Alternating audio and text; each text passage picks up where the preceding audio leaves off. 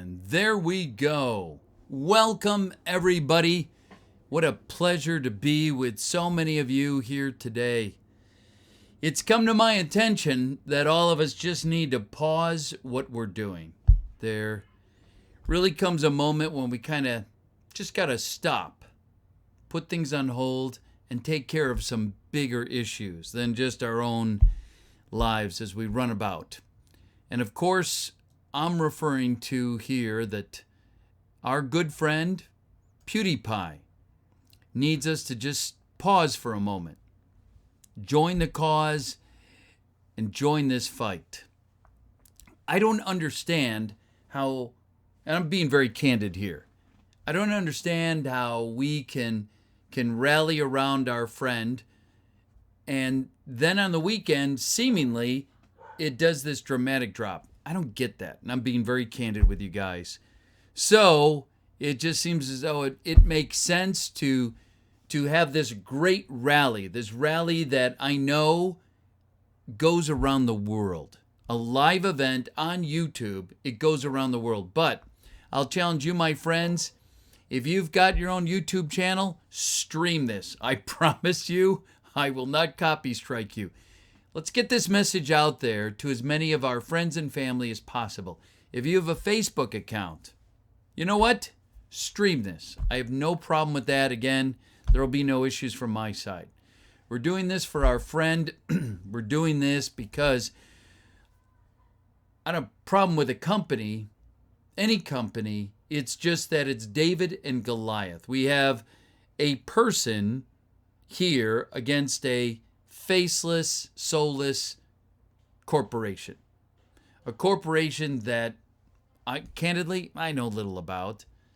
I can't tell you where they are, what city they reside in, none of that. All I know is that one man has stood above the rest for 10 years. My personal goal, as I stated it last year, was to see PewDiePie hit 100 million, to be the first YouTuber to hit 100 million subscribers. I stand by that. I want to see him. I'm invested in him. I believe in him. I do. He works harder than I think just about anybody who runs their own channel. And he's one guy versus a corporation. And so I want to stand with my friend Felix today. I want to support him, and I want to ask you to do the same. Get the word out, not just on YouTube, but your other social media. I think you can tweet live, Instagram live, as well as Facebook live. There you go. You want to get this word out further? We're going to go ahead and connect to each other and get it out there further. So rather today, and as I was thinking, what else, what could I do to get the word out there? I thought, you know what? What if I start to read a script? Some of my friends have gone for hours just encouraging all of their friends and fans to subscribe if they haven't, to get their friends to subscribe. So what I want to do today is start reading Raiders of the Lost Ark. I'm going to begin to read it and just go through the script word by word. But I want you guys working behind the scenes as I read through the script and focus on continuing to use social media for the advantage of just getting the word out there. Sub to PewDiePie. That's it. It's pretty simple. And yet, I don't know why, but every weekend this dip comes and it seems as though, wow, we get that bump that we need going into the week, and we kind of ride it, and then it kind of comes down. So I'd like to see that end once and for all. I'd like to see Felix hit the 100 million, never done before by any one person. So Felix, today this is all about you. This is all for you. This is my official chug jug, friends. I'm going to be drinking plenty of it. Because when you talk a lot, I'm telling you, you need to hydrate a lot. It's funny. All right. With that said, everybody pause right now. Get out your favorite social media, whatever it is. Tell them we're live. And challenge them to do the same. Come on board. if you've got a YouTube account, if you just joined me here, if you've got a YouTube account, stream this live. I don't care. No copy strikes. Don't worry about that. That's the least of our concerns. We want to just get the word out today to as many people as possible. If they've never subscribed to PewDiePie, now's the day. Today's the day. Look at the man's numbers. I should probably include that. Give me 1 second. I should have included that running number and I didn't. I apologize.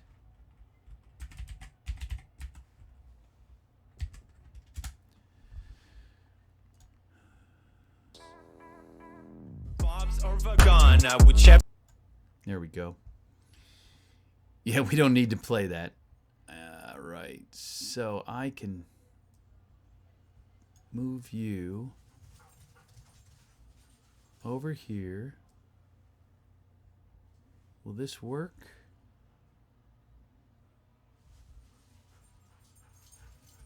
Nah. All right, I don't want to take up any more time, but I'll give you updates. So right now, the exciting count is around 13,000. I should have put that on there. Darn. So keep that. That's kind of our baseline where we start. I would like to see this up to 50,000 by the time we end reading this script. The only way to do it is to use social media to all of our advantage, all for our friend PewDiePie. So go ahead, start streaming. If you want to do your own, that's fine. I don't care. I'm saying use mine if you don't want to. That's fine with me. Put it on Facebook, Instagram, Twitter, whatever you've got, use it to your advantage, okay? I love all the chat. I'm going to read and address the chat once I'm done with the script. So with that said, I think we've got all our basics here.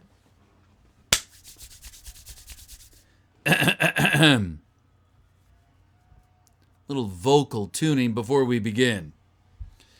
All right, my friends, Raiders of the Lost Ark. I'd love to play their music, but that darn copy strike, it does come and get you. So the particular script I picked, since it's, all of one, is going to include some of the narration as well. So walk with me as we go down this journey, but don't get lost in just the story. I'm just going to do this to keep reminding you that use your social media, get it out on your different social media outlets live so that they get it out on their social media live. I'd love to see on YouTube stream, every one of us fill up YouTube live with nothing but subscribe to PewDiePie live streams. Wouldn't that be awesome? That would be so awesome. That would make all the newspapers. Today, in the world of YouTube internet, it was filled today with nothing but subscribe to PewDiePie. These trolls.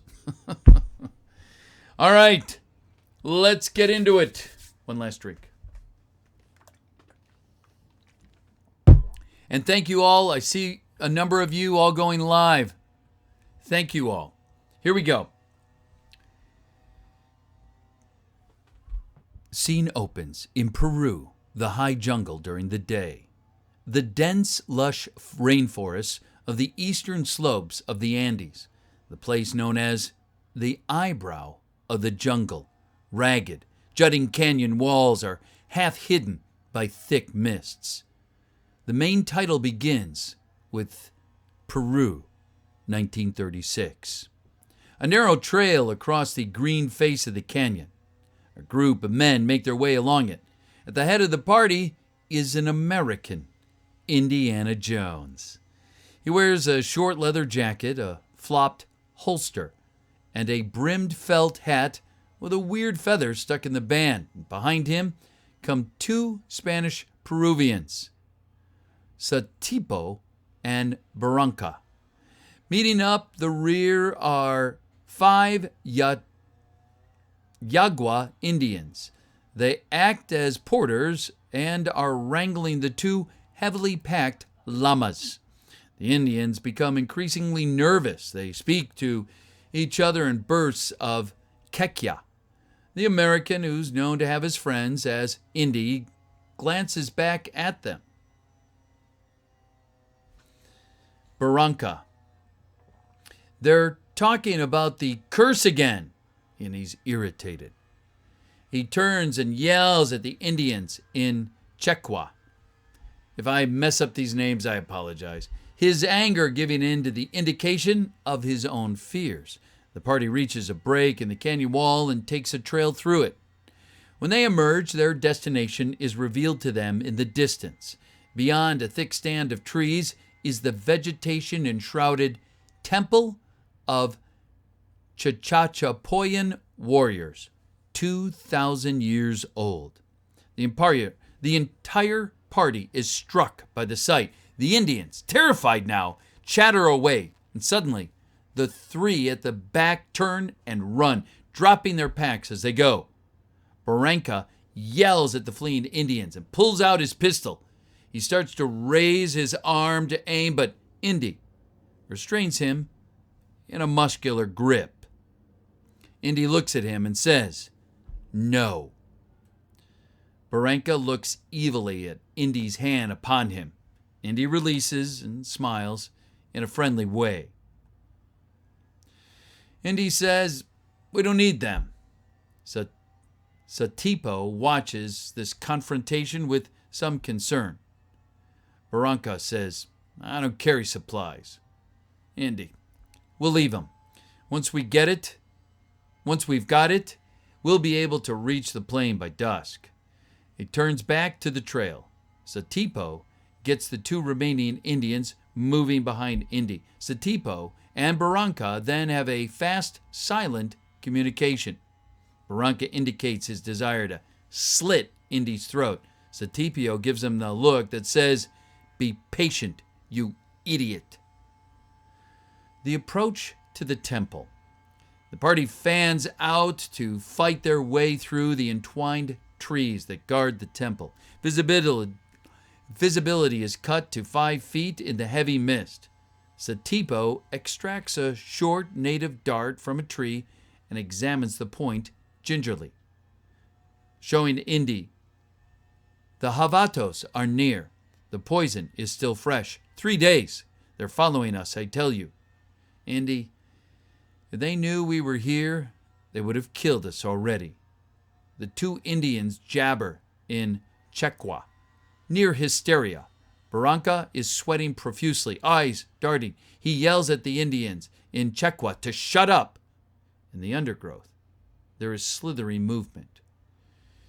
Indiana draws aside a branch and he is faced with a horrific stone sculpture of the Checapean demon. The Indian is so frightened that no sounds comes out of his mouth when he screams. He turns and runs silently away. The second Indian calls to his friend. Getting no response, steps in that direction, and a huge macaw, flushed from the undergrowth, screams and flies away. The second Indian does exactly the same thing, never to be seen again. Indy, Satipo, and Barranca, just clearing the trees, look back in that direction, and they all turn to face the temple. It is dark and awesome. Vegetation curls from every crevice. Over the elaborate landscape, the entrance round, open, and black, and it has been designed to look like open jaws. So this is where Forrestal crashed in. Satipo, a friend of yours? Indy, competitor. He was good, very good. Barranca, no one has ever come out of there alive. Why should we put our faith in you? Indy takes the weird feather from the band of his hat. From around the point, he slips a tightly rolled piece of parchment. Barranca and Satipo exchange a quick glance. So that's where it was. They kneel as Indy spreads out the parchment. On it is 1/2 of a crude floor plan of the temple. Indy says, "No one ever had what we have, partners." Indy fixes them with an expectant stare. Satipo produces a similar but folded piece of parchment. He lays it, the other half of the floor plan, next to Indy. They all regard it for a moment, then Indy stands and walks to the temple. Barranca's eyes are shining as they dart between the floor plan and Satipo. Indy turns back, assuming that pillar marks the corner, and Barranca is suddenly on his feet, quietly drawing his pistol. He raises it toward Indy as Satipo realizes with alarm what he's doing. Too late. Indy's head turns and sees Barranca. Indy's next move is amazing, graceful, fast, and yet totally unhurried. His right hand slides up under the back of his leather jacket and emerges grasping the handle of a neatly curled bullwhip. With the same fluid motion that brings Indy's body around to face the Peruvian, the whip uncoils its full 10-floor length and flashes out. The fall of the whip, with the unplaited strip at the end of the lash, wraps itself around Barranca's hand and pistol. He could not have dropped the gun now if he tried. Indy gives the whip a short pull, and Barranca's arm is jerked down, where it involuntarily discharges the gun into the dirt. Barranca is amazed and feels somewhat slack in the whip, and then immediately raises the gun toward Indy again, cocking it with his free hand. Indy's face goes hard and sad. Indy sweeps his arm in a wide arc, and Barranca spins around, enclosed in the whip, his gun hand stuck tight against his body. Indy gives one more short jerk on the whip handle, and Barranca's gun fires. Barranca falls dead. Indy looks quickly at Satipo, who is shocked and frightened. He raises his arm in supplication. I knew nothing. He was crazy. Please. Indy looks him over, then nods. He frees the whip from Barranca's body and picks up the man. His eyes sweep the surrounding woods, turns, and says, let's go. In the temple, Indy and Satipo, carrying the torch, walk up slightly inclined, a tubular passage from the main entrance. The interior is wet with dark, overhanging plant life and stalagmites. The echoing floor steps intermittently overpower the sound of loud dripping, air drafts, and scampering claws. They are now in what is called the Hall of Shadows. Indy leads the way down a twisting hallway, Satipo's torch barely lighting the way from behind. Indy disappears in the shadow. When he reappears a moment later, a huge black tarantula is crawling up the back of his jacket. Indy doesn't notice and disappears into another shadow, emerging with two more tarantulas on his back. Satipo sees them and makes a frightened grunting sound. Indy looks at him, sees what he's pointing at, and casually brushes off the three spiders with his rolled whip, as he would do so with a fly. Satipo pirouettes for an inspection, and Indy flicks one off the Peruvian's back.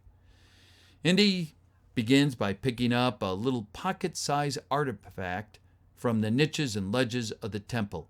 He continues to do this as the men penetrate the temple.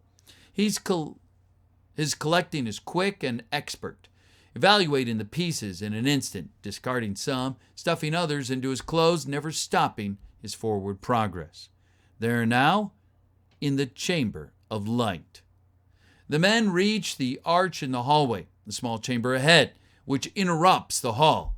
It's brightly lit by a shaft of sunlight high above. Indy stops, and he looks it over. Satipo, what's wrong? Are you lost? Indy picks up a stick and throws it at the shaft of light. Suddenly, giant spikes spring together from the side of the chamber with a ferocious clang, and impaled on the spikes are the remains of a white man, half-fleshed, half-skeleton, in an explorer-type garb. Indy reaches out, takes a hold of the man's carcass. As the spikes slowly retract, Indy pulls it free and seats the remains gently on the floor.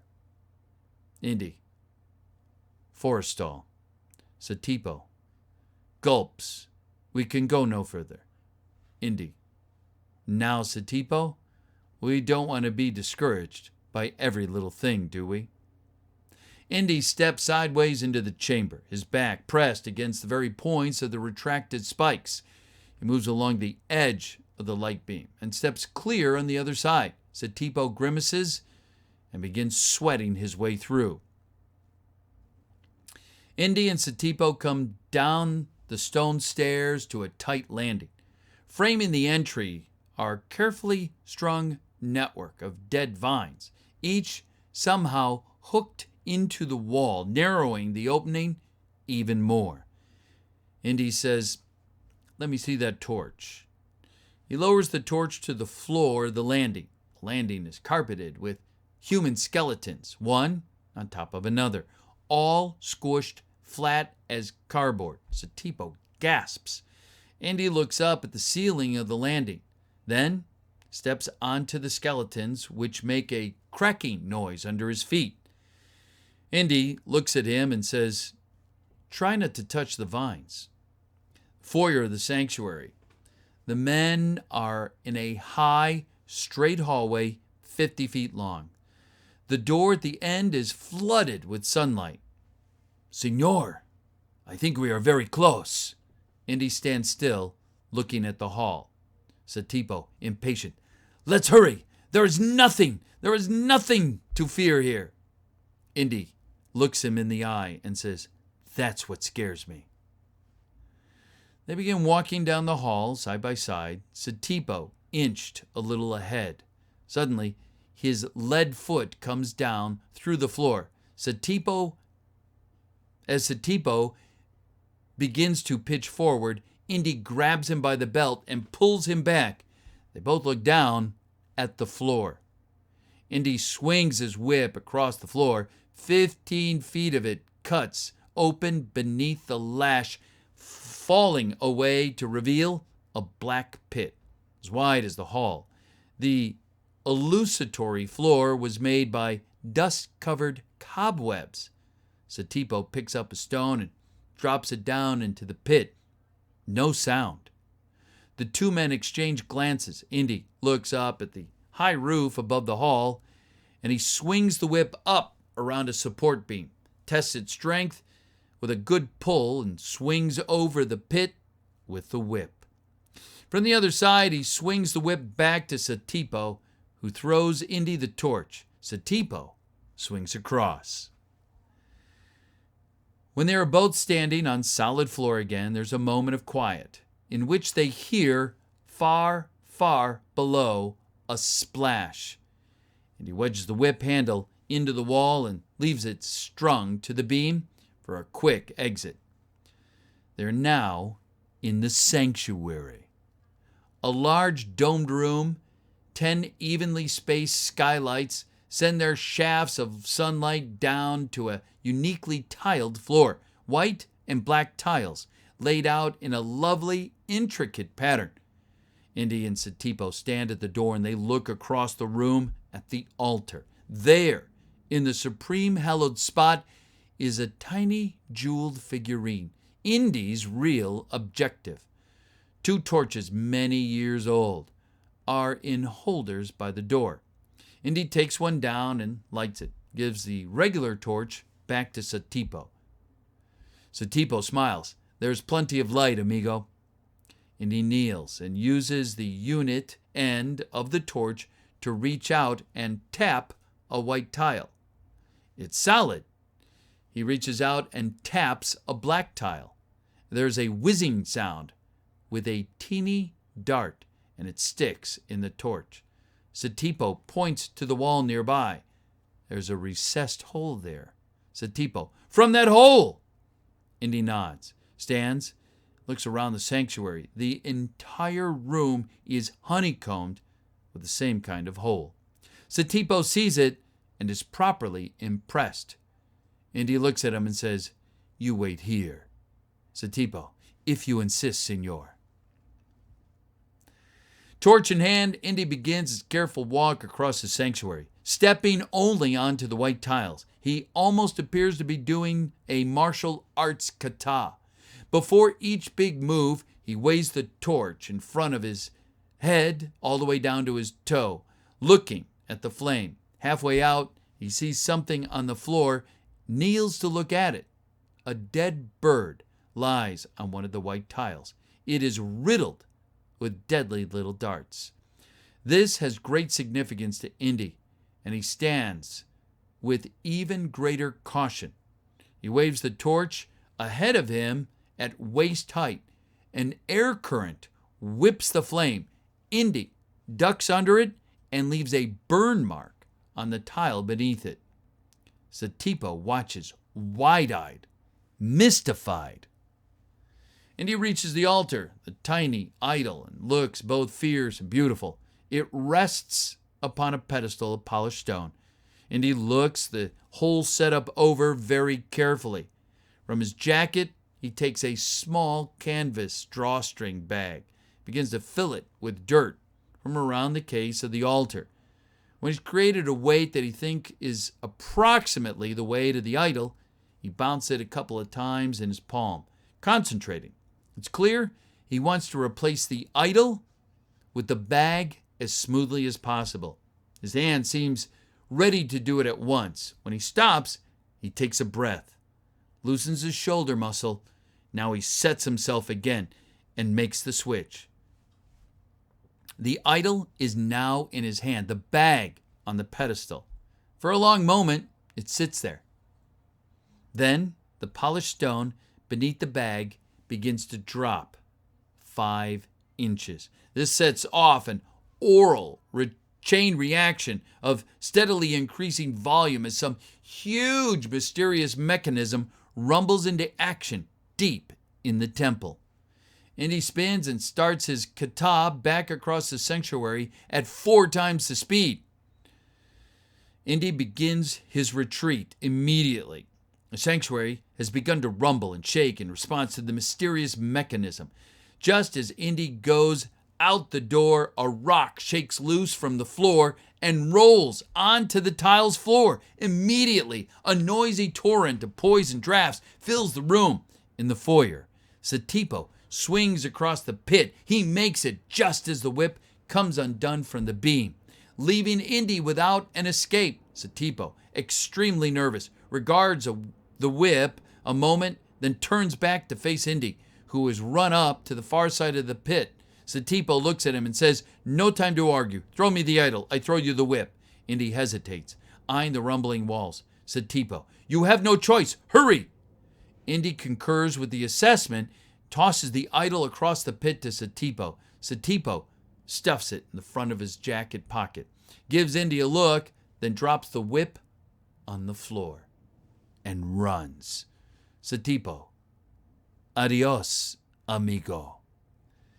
Indy grimaces. He had a feeling this might happen, looks around at the vined landing. Satipo flies through like a chubby ballet dancer and takes the steps 5 at a time. In the foyer, Indy runs at full stride to make the edge of the pit and broad jumps into space. He doesn't make it.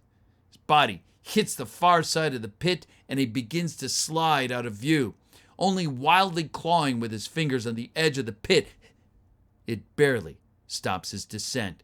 With just a few tips of his fingers over the edge, he begins to pull himself up. At the chamber of light, Satipo has slowed down. He begins to edge carefully around the light shaft. At the vine landing, Indy sails through sideways, rolls to stop at the bottom of the steps. His whip is grasped in his hand, and he raises himself up. He hears far above giant spikes in the chamber of light. Clang! And an abrupt, sickening rendition of Satipo's last scream. Indy runs up the steps. The rumbling sounds grow even louder. At the chamber of light, Indy slides to a stop. The spikes have retracted, taking Satipo's body to one side. Indy edges into the chamber with his back to the shaft of light, and soon he is face to face with the dead Satipo, spikes protruding severely in the vital spots of the Peruvian's body. Indy removes the idol from Satipo's pocket and quickly steps out the other side. Indy looks at Satipo and says adios. I'm going to take a break at the end of this section, everybody, and then I'll go through your chat. The incline passage. Indy shoots out of a cross-cut hallway that turns toward the exit. The rumbling sound is now very loud, and we see why. Right behind Indy is a huge boulder, which comes roaring around the corner of the passage, perfectly form-fitted into the passageway. It obliterates everything before it, sending the stalactites shooting ahead like missiles. Indy dashes for the light at the exit. His hat flies off his head. Almost immediately, it is crushed by the boulder. Indy dives out of the end of the passage, and the boulder slams into a perfect fit at the end of the entrance, sealing the temple. The front of the temple. Indy lies now on the ground, gasping for air. As a shadow falls across him, he looks up. What he sees looming above him are three figures. Two men are Javito's warriors in full battle paint and loincloth. They carry a long blowgun, but the man in the center draws Indy's attention. He's a tall, impressive white man dressed in a full safari outfit, including a pith helmet. His name is Emil Belach. His face is thin, powerful. His eyes are hypnotic. His smile, charming, yet lethal. His heavily French-accented speech is deep and mellifluous. Back beyond Belach are his two escorts, along with 30 more Javito's warriors hovering at the edge of the trees. Belach, let's see if I can do this. Dr. Jones, you choose the wrong friends. This time, it will cost you. Belach extends his hand, and Indy looks at it, then produces the idol and hands it to Belach. Belach extends his other hand, smiling. Indy hands over his gun, and Belach sticks it in his jacket. Belach says, I thought you'd never give up, and I bet you thought I had given up. Indy looks at the Indian warriors and says, too bad they don't know you like I know you, Belach. Belach smiles. Yes, too bad. Yeah, you could warn them if you spoke Javitos. With that, Belach turns dramatically and holds up the idol high for all the Javitos to see and say something in Javitos. There's a murmur of recognition, and all the Indians, including Belach's escorts, prostrate themselves upon the ground, heads down. Indy is immediately up and running toward the edge of the clearing. Belach, kill him. The edge of the clearing, Indy disappears into the foliage, and an instant later, the leaves are prepared with a rain of poison darts and spears. Exiting the jungle, Indy runs like Hades through the steadily falling terrain, and always close behind a swift gang of angry Javitos. Occasionally, they get close enough to send a dart or spear whizzing past Indy's head. There in the distance, on the Urumba River, an amphibian plane sits in the water beneath a green cliff. Sitting on the wing is Jacques, a British pilot. Indy breaks out with some distant brush and runs along the path at top of the cliff. Indy yelling, "Get it going! Get it going!" Jacques hops in and fires up the plane's engines. Indy reaches a spot on the cliff above the place, glances back, then jumps into the river. As he comes up out of the water, he swims to the plane and grabs onto a strut. Indy yelling to Jacques, "Go! Go!" Jacques starts the plane moving across the water. as Indy walks across the wing and falls into the passenger compartment. There in the plane, as they begin to lift off the water and head off into the sunset, Indy relaxes and lies across the seat, big smile on his face. One hand drops to the floor of the cabin, and Indy jumps, hitting his head. On the floor of the cabin is a huge boa constrictor.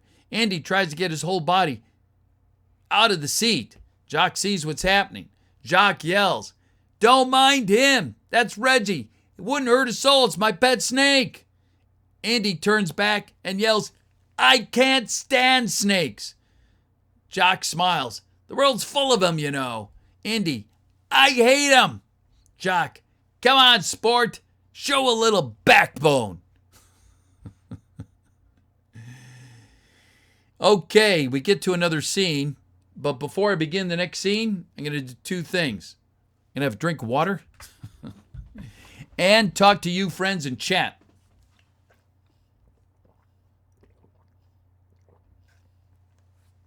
All right, friends in chat, we're doing this today for one reason: to help PewDiePie gain more subscribers. If you just joined, just got here after my intro, I want to encourage all of you, please take a moment, pause, open up some other tabs, get out to your social media to encourage all of your friends to do the same thing, and that is subscribe to PewDiePie. Maybe you've done it, maybe you haven't. Make today your first day to do that. Second, those of you who've got the option to stream on YouTube, Facebook, Twitter, Instagram, do your own stream or take this stream. I don't care. I'm not going to copy strike you. So go ahead, take this and repost it in your Facebook, whatever it is you use, so that your friends will also take the same message. The message is the same. Subscribe to PewDiePie. With that said, let me go ahead and just give a quick shout out to some of my friends here in the chat. Meme God, hi. Eddie, thank you very much. Best content, thank you very much. Luke, I appreciate the sentiment. Thank you. Trump FTW, I stayed up all night to listen to this. Thank you very much. I do appreciate it. Pete, do you listen to Queen sometimes? I did like them. Peter, you an epic gamer? In my mind, I am a legend. Pete from Me Removed, thank you very much, Maggie. Tell that to Felix. I love you back. No homo. What else? Chat's moving pretty quick now. Pete, you should do a collab with Tyrone. Just for the record, I am happy to collab with anybody. So be it Big Man, Tyrone, PewDiePie, whoever. Let's go. Thank you very much. What's up? Love you too, John. Thank you. Emerald, thank you. Starting my own live stream according to directions. Dead means bad dreams. Thank you very much. Do it. I sincerely mean it. This isn't about me today. This is about our friend Felix, who needs you. He needs me. He needs all of us. Because you guys, I didn't do it, you guys put that guy on top with your subscribing to him. You do it even more so every week or every other week, whenever it is you listen to him. So here's what I'm also going to encourage all of you to do today. Open up more tabs on your window and start binge watching each one of his videos. Okay? And I'm dead serious. We're going to help PewDiePie today by not only getting out the word subscribe to PewDiePie and get it out on all your social media, but we're also going to help PewDiePie by just opening up a bunch of windows, clicking those videos of his, and let those things run. Loop them if you know how. Let them run over and over again. So if nothing else, we're going to put a few dollars perhaps today inside Felix's pocketbook by just letting those things run. The ads run. I know I don't get much money, but maybe with millions of views, he gets a few more dollars. So good for him. God bless him. Let me close up and keep going with the script. Pete, you should call out the CEO of T-Series. They aren't just a company. Someone must be calling the shots. Take them out. I wish it were that simple, right? If you're a company, you want to grow your channel and get the word out there about Watch Us. So I understand what he's doing. I just view them as Goliath, and we have our David, Felix.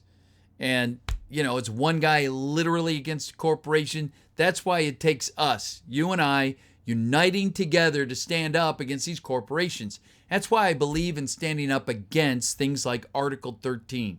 If it happens, you and I are not going to be able to watch guys like PewDiePie because they being the EU, are going to shut down memes.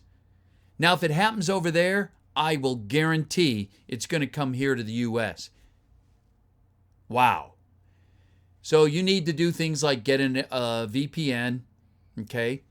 And this isn't a sponsored ad for a VPN service. I'm just telling you here's a heads up, here's what to do and how to get around it. So when it does happen, think to yourself, I need a VPN so that they don't know what country I'm from and they won't block me. So you'll still be able to watch them. Anyway, a few more shout outs. Thank you so much. T-Series should be considered no real channel, kind of like YouTube music. I agree with you there, Darby. Totally. Shimmy, thank you. I wish VoiceoverPete was on Rule 34. Actually, I don't know what Rule 34 is. This means war. I agree with you, Russian guy. There's someone in chat going through tough time. He sounds suicidal. His name is K-Paz. Really? Are you joking? I'm really Coco. I did notice you. Thank you very much. Jebediah, thank you. Guys, I got...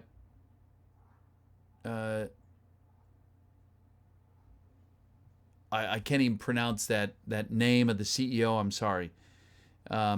Oi. Thank you very much. Oof. Got to get them copy striked. Chris, thank you. And I should make mention, I've totally missed it. All of you who have graciously donated, thank you. I genuinely appreciate it. So I don't know what Rule 34 is.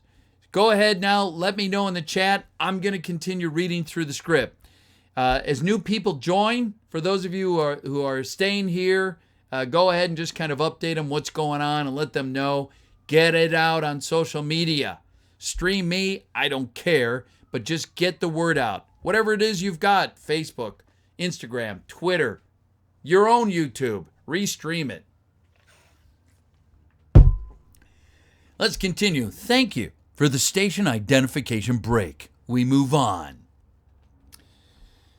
Okay, we're now back in Indy's office at a small Eastern college, which took place where? A little movie fun fact, history-oid. It happened at Princeton. Anyway, it's autumn, and the pretty New England campus is beautiful as Indy's window reflects it in dazzling color. A few weeks before the classes begin. I'm sorry, I read that wrong. A few weeks before the start of classes. Activity is just picking up and some students are out and about. Indy is at a bookcase near the window and he looks quite different in this setting. His outfit is tweedy, slightly rumpled in a professional style. Part of his attention is focused on a book and he wears glasses to see the fine print.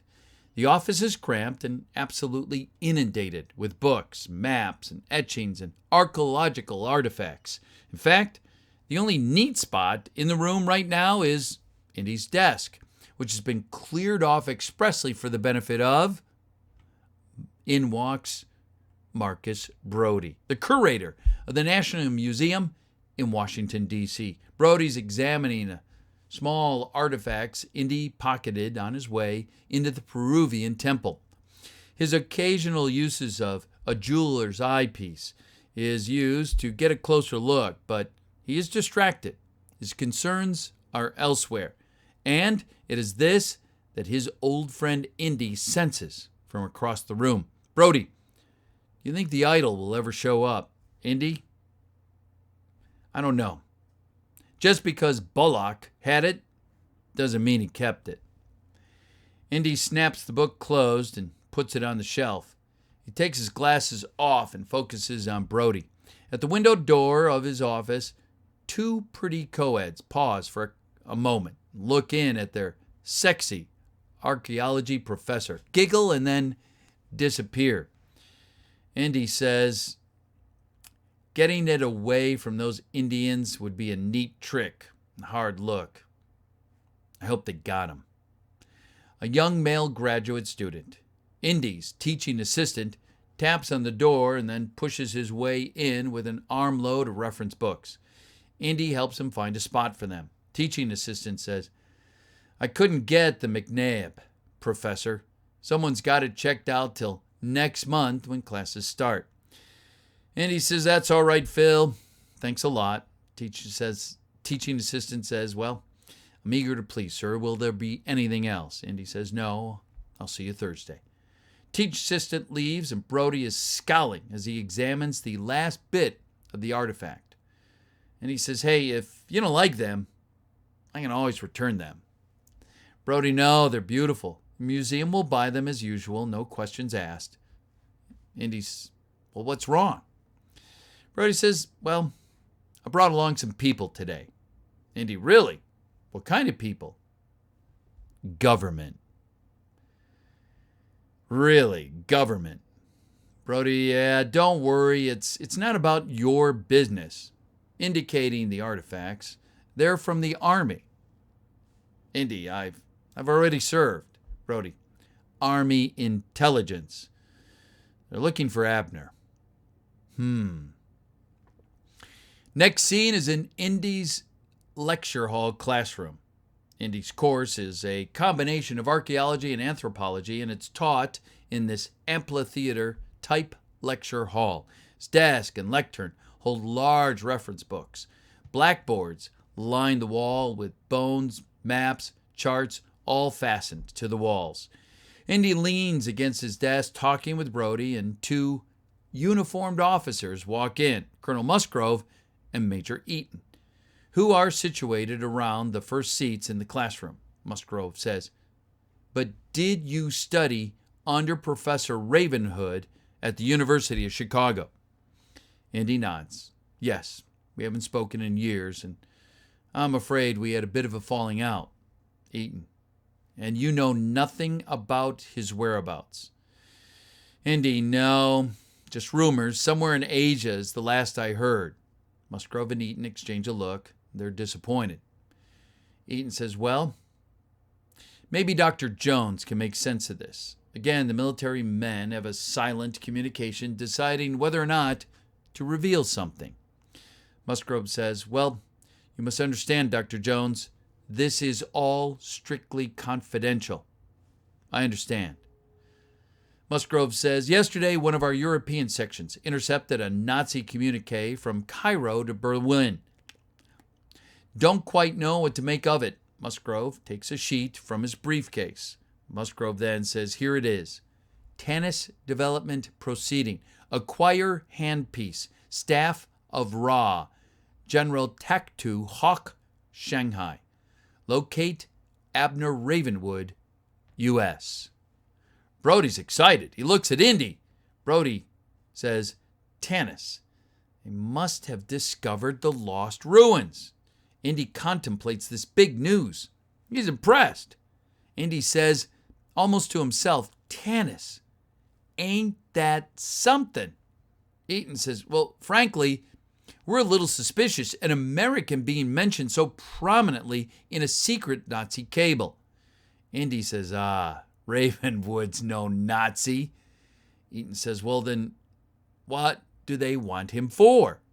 Indy, well, it's obvious. They're looking for the headpiece to the staff of Ra. Musgrove indicates his sheet, says, but it says here that's in China. Indy, well, half of Ravenwood, only half of it, Ravenwood had the other half. Eaton says, well, what would the Nazis want with this staff of Ra? Brody says, well, I can tell you that over the last years, 2 years, the Nazis have had teams of archaeologists running all around the world for all kinds of religious artifacts. Musgrove interrupts and says, well, that's right. Hitler's a nut on the subject. Crazy. He's obsessed with the occult. Eaton, well, what is this staff of Ra anyway? Indy says, well, it all has to do with the Ark of the Covenant. The two army guys look mystified. The chest of the Hebrews, what they used to carry, was used as it was filled with the 10 Commandments. Now, it's the army men who are impressed.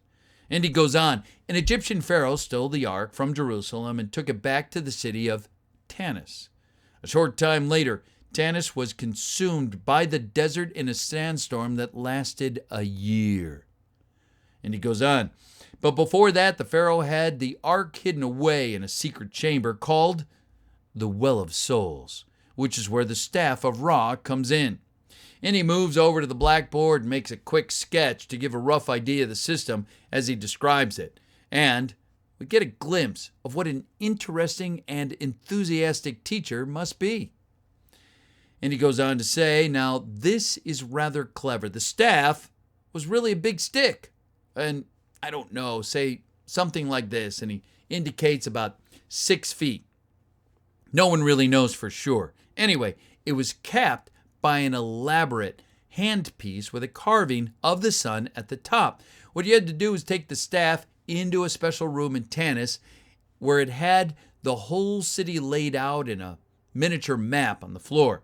When you placed the staff in a certain spot in the room at a certain time of the day, the sun would shine through a hole here in the headpiece and then send a beam of light down here to the map, giving you the location of the Well of Souls, Musgrove, where the Ark of the Covenant was kept, Indy, which is probably what the Nazis are after.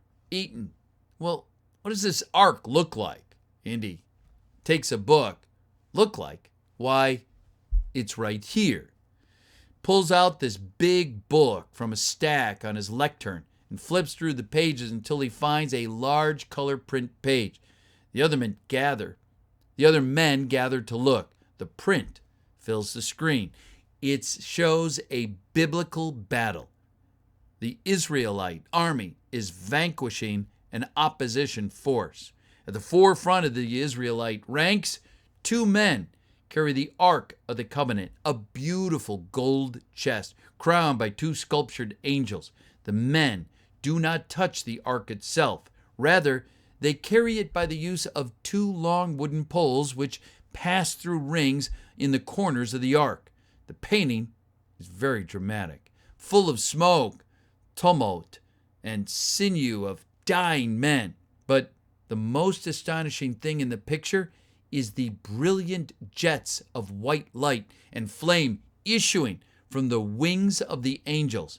It pierces deep into the ranks of the retreating army, wrecking devastation, terror, and death.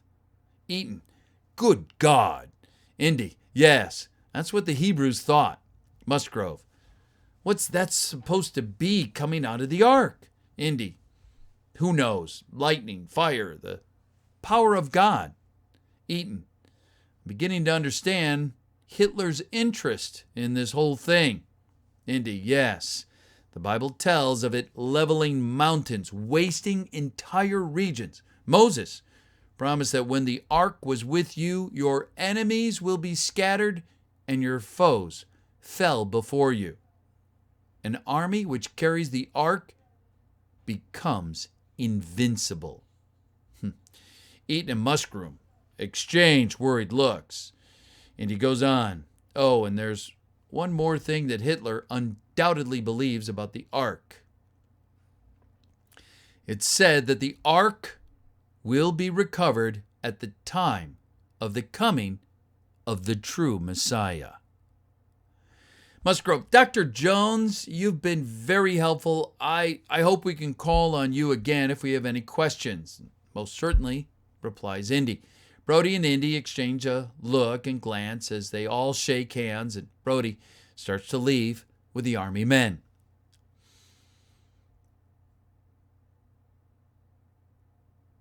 All right, section break.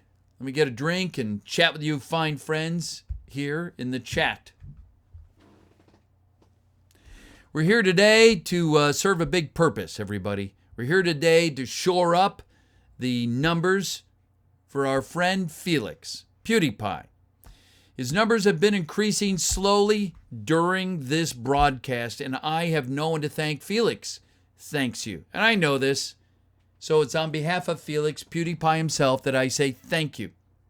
His numbers wouldn't be going up if people like you weren't doing something to help. So on behalf of Felix, let me just extend my hand and say thank you. We've done this today with something very simple, and I say this to all of you. I can't even go through all your names, so let me just say what we're using today is social media for good. So right now, pause and do one of two things, if not both. Use the live streams on your social media, your Instagram, your Twitter, your Facebook, your YouTube. Restream this if you want or start your own. Get the word out there and encourage others to do the same so that you, my friends, extend this to other friends who will extend this to other friends. And like a spider web, may this go out across the world. That's right. You make history when you do that. Now, that said, don't stop. Keep doing that. Restream, my stream. I don't care how you do it, but get this out there. On the other hand, we're going to do Felix a big favor today. I want you to open up, 10, 20, 30, 40, 50 tabs on your computer. Go to his channel, PewDiePie, and I want you to just repeat each one of his videos. Do it. I'm dead serious. Why should I do that? All right, that's a fair question. So what that does is it puts a few pennies back in Felix's pocket. He gets demonetized all the time as people copy strike him. And it's literally like taking money out of his pocket. Like more corporations need it instead of this one guy. So like when he shows TikTok, doggone it, they copy strike him. What's he going to do? So I'm encouraging you, help the guy out in two ways today. Help him out by getting your friends and friends of their friends and friends of their friends to subscribe to PewDiePie. Secondly, open up 20, 30, 40, 50 tabs and just hit that repeat on all his videos. It's like you're binge watching 10 years of Felix. That's a lot of videos. Just let those things run. Let them run all night. What is it? What do you care? You don't. Let it go. Let it run. If we each do it, he'll wake up tomorrow morning with two things. He's going to wake up with more subscriber count than he went to bed with. And secondly, he's going to wake up with a few dollars in his pocket. And he has you to thank for it. So on his behalf, I want to say thanks. And with that, I'll do a quick shout out now to you friends in the chat. So Grievous, thank you. Hi. I'm glad that you guys like me reading through the script, so thank you very much. Shagster, thank you. I'm glad, subscribe to PewDiePie, that it's inspirational. I know it is to me. This is just fun, so thank you. Pete, Messiah, where PewDiePie is a god and T-Series is Satan. That's funny. Wear an Indiana Jones hat. Oh, I looked for one. I don't have one, sorry to say.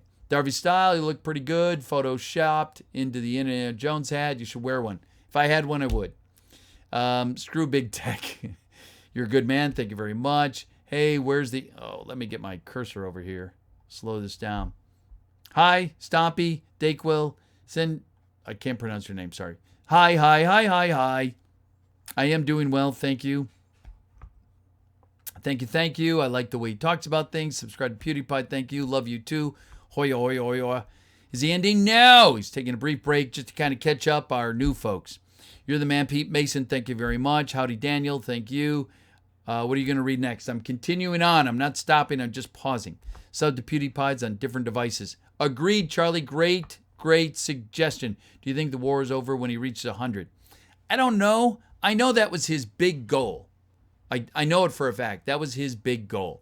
So let's help him hit the big goal, because let's face it, who would have ever guessed, however long you followed PewDiePie, that he would hit 100 million? No matter what sport it is. I mean, it's like the Super Bowl of Super Bowls, if you're a football fan. It's like the World Series of World Series. It's the World Cup of World Cups. 100 million. It's the Mount Everest of mountains to climb.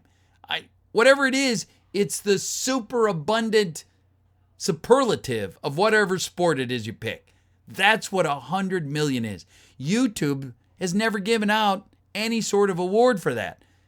Let's see that head scratcher. I'd like to see the CEO of YouTube fly herself, Susan Hint, right to his house or some agreed upon meeting place, and you personally hand deliver whatever plaque it is you're going to give this guy. Because you know what? He earned it. And I think, like so many things in life, rewards should be merit-based. But don't get me on that subject. PewDiePie gets to 100 million first, and basically it isn't a corporation that hits 100 million first. Non-skiller? Correct. Watching my Soulja Boy council. That's a great use of Soulja Boy's council. Over 1% of the world's population is subbed to PewDiePie. Think about it. If he was a country, I saw this by, I think it was Keemstar, who said he'd have a population about the size 13th in the world. I think 85 million or 87 million, sorry. He's gaining. Let's keep up that. You give me chills, Lucas. Thank you very much. Sub count is around 17.8 right now from what I'm looking at. So yes, it's slowly getting up there. I'd like to see it climb way higher by the time we finish. You're watching you on my Samsung smart fridge. King K, that is so cool. I want to come over there just to see it.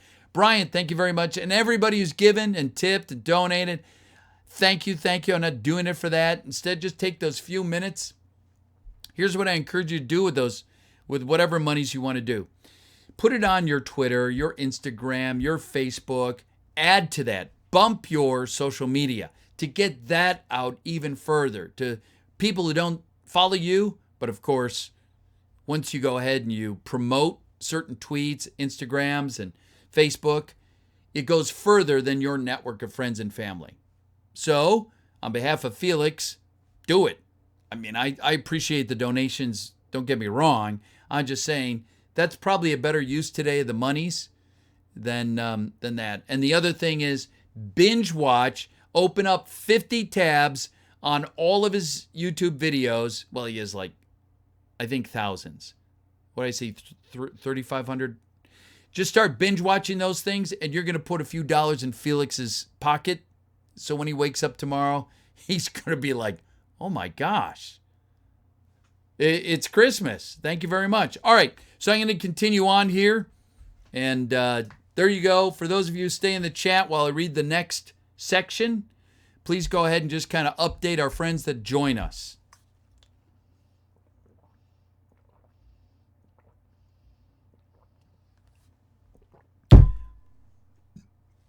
All right, here we go. Dun,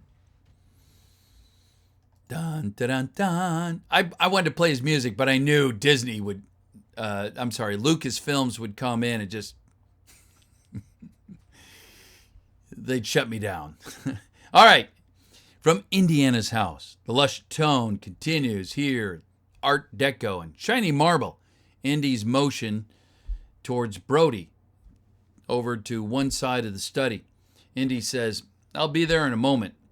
As Brody passes the entrance into the expansive living room, he spots beautiful, silk-gowned Harlow type lounging on the sofa in front of the roaring fire. She is sipping on champagne.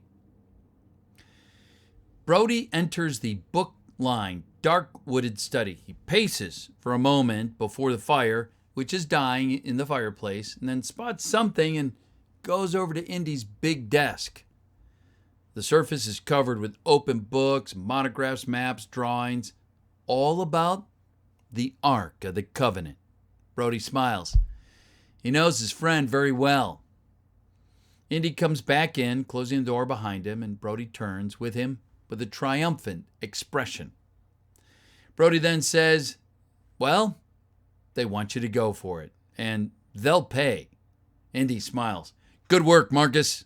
I had a feeling this would happen, and of course, the museum gets the Ark when we're done, right? Brody smiles. Of course. Indy's manner is vigorous and aggressive. Indy says, well, okay, here's the way it's going to be. First, I'll hightail it to Shanghai and get the piece from General Hawk. Then, I think I know where I can find Ravenwood. If only I can get, Brody interrupts, says, well, General Hawk, tough customer. They don't call him the wild boar for nothing. He's tied in with the Japanese.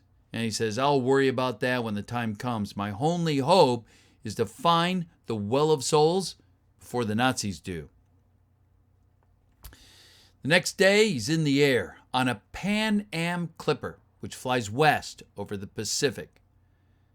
Then, as he lands at Shanghai Airport, Indy is barely able to walk into the front seat of a dilapidated Ford as the driver, Buzz, is peeling out into traffic. In the back seat is a Chinese named Bang Chao. And Buzz, the driver, zigs crazily through traffic with only his left hand as he reaches over to shake Indy's hand. Buzz says, Hi, Buzz, Army Intelligence. You've met Bang Chao. Indy says, well, what's the hurry? Buzz says, got some German agents here 2 hours ago. Luckily, Bang was able to have them detained at customs, but we'll have to hurry. As they make their way through various streets and alleys, Buzz's car gets to a specific alley. Down the block is Tang Tu Hawk's modest walled palace. Buzz's car slows a bit, and Bang steps forward from the moving car with a small black suitcase in his hand. While he heads down the street towards Hawk's place, Buzz's car continues across the street and into an alley on the other side. Now, in front of the palace, a Mercedes limo appears around the corner and squeals to a stop at the front of the gate of the palace, which is manned by a sturdy Chinese gateman. There are 3 Germans inside. 1, the driver. The alley behind Hawk's Museum. Buzz, alone now, pushes a trash container casually into position to hide a newly created hole in the rear of the wall of Hawk's Museum, where several stone blocks have been removed. Looks around and ambles back into the car. Inside Hawk's palace, the 3 Germans wait impatiently in a magnificent foyer. A chime sounds. Huge double doors open to reveal Tang Tu Hawk, flanked by 2 uniformed Japanese soldiers and a robed Chinese advisor. He wears a fantastic gold ornamental robe. Despite the majesty, however, nothing can disguise the fact that Hog is basically a wild, fat, barbarian animal.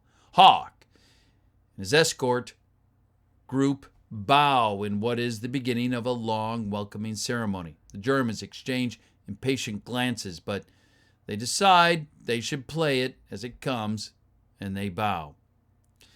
Hawk's Museum. No person is now in sight. Instead, we see a magnificent display of ancient artifacts. Glass cases hold the velvet couch pieces at random spots on the shiny marble floor. We hear an odd sound. Near the floor, on the rear wall of the museum, a steel ventilation grate moves. A hand slides it gently across the marble floor. Indy sticks his head out and looks around. Over in Hawk's tea room, the 3 Germans are being served tea and exotic delicacies. A pleased Tang Tu Hawk watches from a throned cushion when a tray of tiny delicacies is presented to him. He takes a massive handful, crushing them together on their way to his smiling mouth.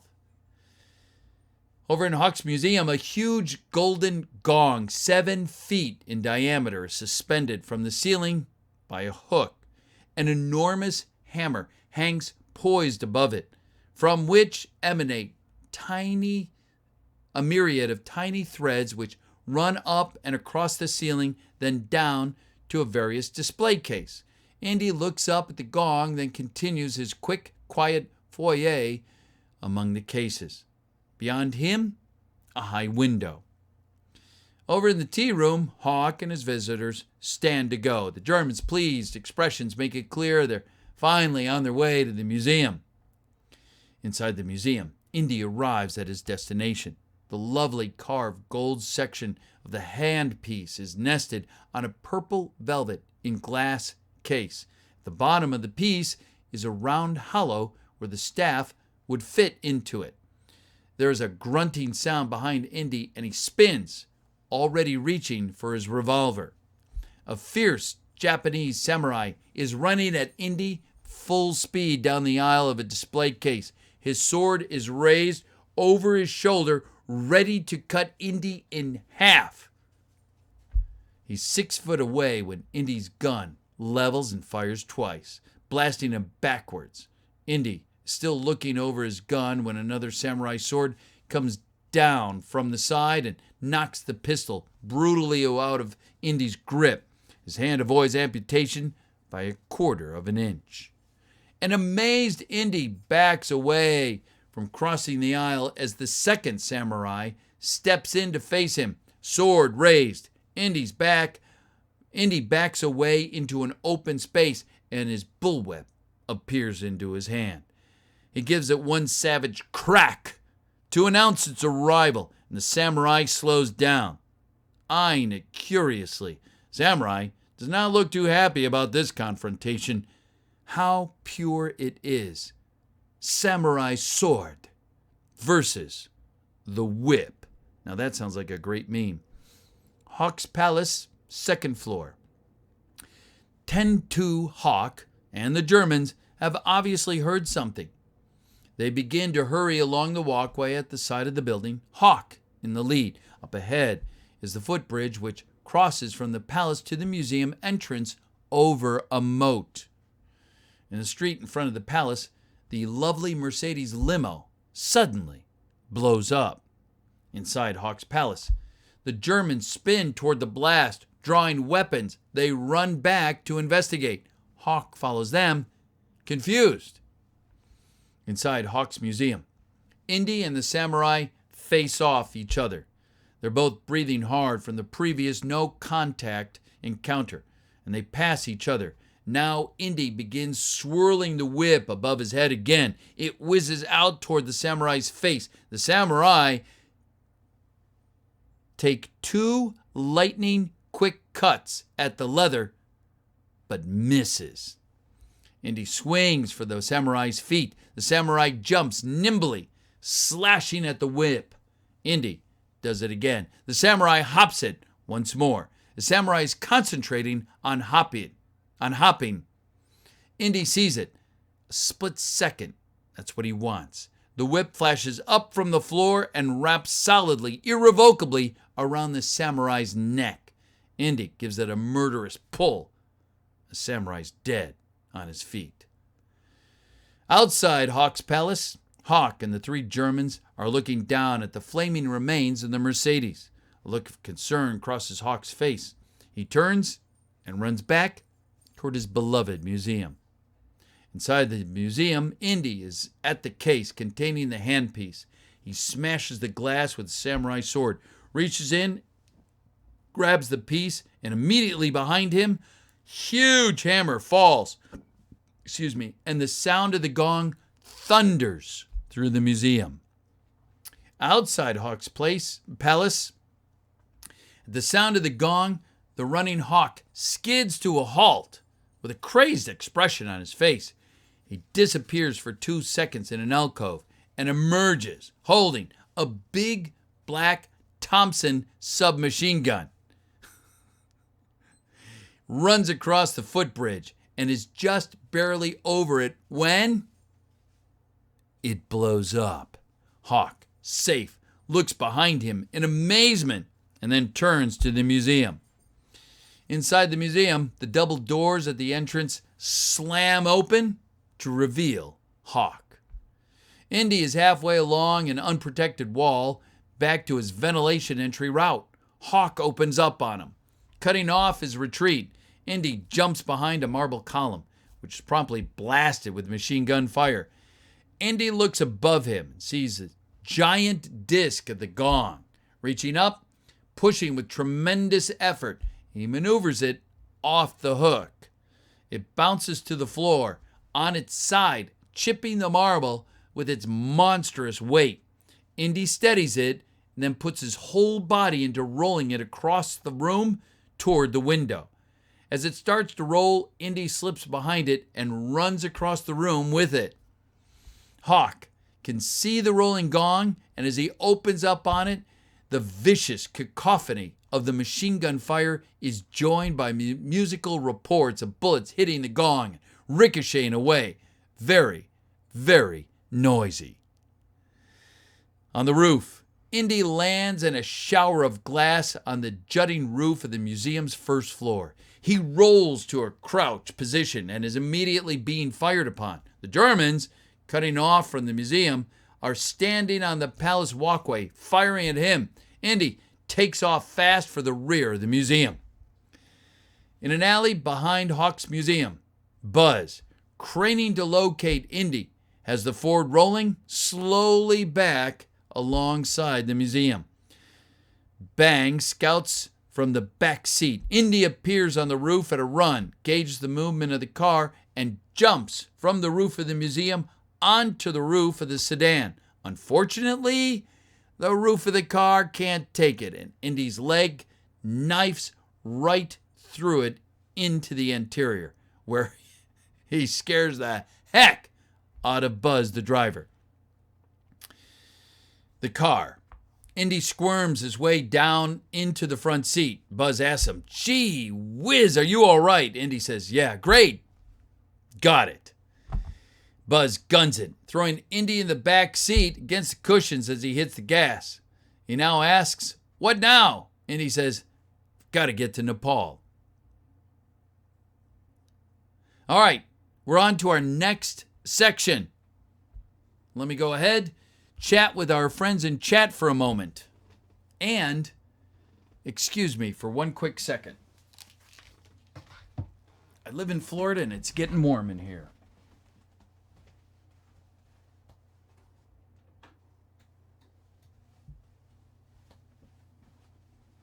Whew!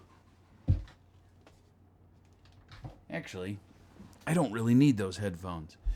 Okay, friends in chat, let's chat for a quick second. Give you a few shout outs. How far are we, though? Honestly, I would guess, if you know the movie, we haven't even gotten to the fight scene in Nepal. So we're in the beginning still, beginning third. So, a few shout outs now. Yeah, about, is it really 30 minutes? We've been doing this over an hour. I have, anyway. We need super chat. Are you telling me we don't have super chat? Pretty sure we do. If my friend Bullocks is here, can you make sure we have super chat going? I thought we did. If I'm wrong, I'm wrong, but I don't think I am. Anyway, yes, the headphones. Yes. Okay, gentlemen, quick drink. Yes, Nightcore Cast, almost 1 million subscribers. I'm already working on a big video of when we hit 1 million, but I don't want to focus on that. Did you see my big man Tyrone versus Pete video? I have not seen a video, Yuma, about Tyrone and I. It's Indy, Andy, or Buzz Lightyear. That's pretty funny. Thank you, Led Steven. Almighty Shagster. Boogie, he's not dead. Stop spreading. I'm in the middle of that conversation. I don't quite understand the reference. You're a good man. VoiceoverPete. Thank you so much. Pete, how you doing? I'm doing great, thanks. Is Raiders your favorite film? It's up there. It's probably in my top 10, along with some Star Wars movies, Star Trek movies. Love those. Lord of the Rings. Who doesn't love Lord of the Rings? Anyway, I don't like it, T-Series. I love it. Thank you. Let me pause also and just say thanks for all you have graciously donated. So we're doing two things. If you just joined, this is how excited it is. For me, this is exciting. We're helping out PewDiePie 2 ways today, as that number when we started was down around 13,000. So we are making a difference today. What you're doing is making a difference. I am so excited. We're helping PewDiePie 2 ways today. One, I want you to use all your social media. go ahead and use your Facebook, your Twitter, your Instagram, YouTube. Use all those live. If you want to restream this, do it. I'm never going to copy strike you, my friends. Hello, Disney and others. So go ahead and use social media to our advantage. Get the word out there. For those of you graciously donating, I love it. I can't thank you enough. I'm humbled. I'm honored. And I mean that. But also, if you want to make a difference with your social media, promote it. Spend $5, $10 there. And whatever you get in your social media, you will extend it by about 30%. Okay, that said, here's the other way we're helping Felix today, PewDiePie. Open up 50 windows. You can open up more, but open up 50 windows. Go to PewDiePie's website, pick a video, and loop it. Let that thing run and run and run. If we all do this together, friends of PewDiePie, here's what's going to happen. Tomorrow morning, PewDiePie is going to see a little spike in so many of his videos. He'll get a few pennies, and it'll add up to a few dollars in his pocket. That's our way of just saying, thanks so much, Felix, for what you do. We appreciate you. And here's our way of tangibly saying, thank you. Keep it up. I know I appreciate it. With all the views that I get, I know I can't thank all of the people that have subscribed to me. So I can imagine to a guy who's at 87 million, coming up on 88. And if you look at that sub count at 19,000, it continues to creep back up. Keep it up. What you're doing is working. Caitlin, thank you. Weston, thank you. Matt DeGo, thank you. How long do you think the stream will be, Maggie? Another hour. So wherever I am in the script, I'm going to stop. I'll continue another time. Pete's going to get terminated by Disney copies right before he mentions. Go Cheese, don't laugh, because it really could happen. Grandstand man. For those of you who join me on Twitch, on my Twitch nights, Monday, Wednesday, Friday, it's open. So whoever gets in, gets in. It's all luck. So there's no favoritism. It's all luck of the draw. But anyway, I don't want to digress from what we're doing today. Thank you very much for your warm wishes, your nice compliments. Jeff, thank you. Walrus, thank you. When are you going to stream on Twitch? I think I just answered it. Monday, Wednesday, Friday, 9 p.m. to about midnight Eastern time. Thank you very much. I'll do it even though my computer might crash. I don't think it should, because all you're doing is running a video. I don't think. But open up 25 windows and just let those things loop. Let's give a few dollars back to Felix in a super simple, easy way. All it's going to cost you is a few minutes of time. Loop it and let it go. All right. Thanks so much, Adam. Appreciate it. Rack on Racks, thank you. Good to see you. Story time with Pete. Sort of, kind of, but my primary purpose today is just helping you, my friends, to encourage your friends, to encourage their friends. Get the word out. Tell them. Subscribe to PewDiePie, or I'll go ahead and kill you, or whatever it is you want to say to them. So thank you so much for taking time out of your busy day. Thank you so much for joining me in this effort. Just think of this time it's PewDiePie time. That's it. It's not about me. It's really not about you. It's about this guy who's worked hard for 10 years, who's produced thousands of videos. I respect him. Golf clap, everybody. Golf clap. Goat cheese, that's a good question. I checked, and it's not. The reason I found it out is because some fans told me they were doing that on my channel to help me, and it did. I'm not going to lie. It did help me. So there's no cheat to it. YouTube doesn't put a stop. Think about how many times you've seen music videos a couple of times. So it's the same thing. So there's no cheat here. There's no violation. So we're just using YouTube's rules and not violating them. And so that's what we want. Greetings from the Netherlands. Thank you very much. You're inspiring us creators. Bearman, thank you very much. Who's your favorite character? Well, it's got to be Indiana Jones himself. And thank you for that. How's it going, Pete? I'd like to think it's going great today. That's pretty funny, Mr. Radovic. Golf clap, I know. Sub gap is currently, I'm watching on my other screen, at 19,006. When we started, it was at 13,000. So you guys are making a difference. About a 3-hour drive. This will be my entertainment. Theo, awesome. Thanks for doing your part as well. Skull Spartan, thank you very much. You're way too kind. Do you like Waman? Of course. Thank you, Jeff. Yeet Yeet, I made 5 accounts and subbed to you and Pewds. King Mercs, you know, when I came in here earlier, King, you don't know this. This morning I noticed he was down under 1,000. And since then, it's continued to bubble up. And here we are at 19,600 as of this moment. So you and I are making a difference. Pete, don't you think we need companies start promoting and join the battle? I do. And if you've got ideas, please do them. Smashy, yes, I'm almost at 1 million subs. Thank you, my friends, for those of you who subscribe to me, but that's not my point today. My point today is let's pause, help out a guy who needs our help, because that's the only way he's going to get to 100 million. That's the only way he's going to stay ahead of T-Series. So thank you, Rack on Racks. I fell asleep to you reading the script. I don't know if I'm encouraged or discouraged by that, but thank you for watching. I do appreciate that. Are you going to Mr. Beast's Battle Royale? MK, I am sorry to say no. I was not picked.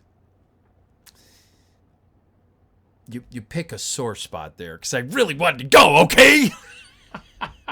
Jimmy, if you're watching, doggone it, call me. He had so many names submitted to him, literally thousands and thousands, not like thousands. He had I don't know how he picked, who he picked. I wasn't there in the pick, so that's fine. So I'll tell you guys, my friends, all of you watching right now, I'm getting ready to announce the East Coast version. If Mr. Beast, God bless you, Jimmy, if you're watching, and the guys with you, God bless you guys. I hope you have phenomenal turnout and everything works out great. I'm going to do one on the East Coast. It's going to be the end of April. It's going to be in Orlando, Florida. It's going to be paintball, Fortnite, Battle Royale style, with balloons on everybody's back. And we'll shoot to kill the balloons, not each other. Okay? So we're going to, I think, limit it to 100, maybe 200 people. So I'm still working out the details. I want to have a big purse. Mr. Beast wins on the big purse, 100,000. But I'm talking to sponsors, and Lord willing, we'll see what happens. Anyway, I don't want to get on a rabbit trail from that. Greetings back to you, Crazy Train in Sweden. Mr. Beast is a legend. I subscribe to him. But again, I want everybody to subscribe to him if you haven't done so already. Okay? Okay. I hope Pewds makes the effort and reaches out. Thank you. If he does, he does. Great. If he doesn't, that's fine too. I'm not here for his thanks, sincerely. I'm not. I'm just here to help him out as one friend to another, one professional to another. I hope that he definitely continues to see his numbers go up and he hits 100 first. After that, it's up to him. Jesse, thank you very much. I genuinely appreciate the kindness that you're extending to me. So I'm going to summarize.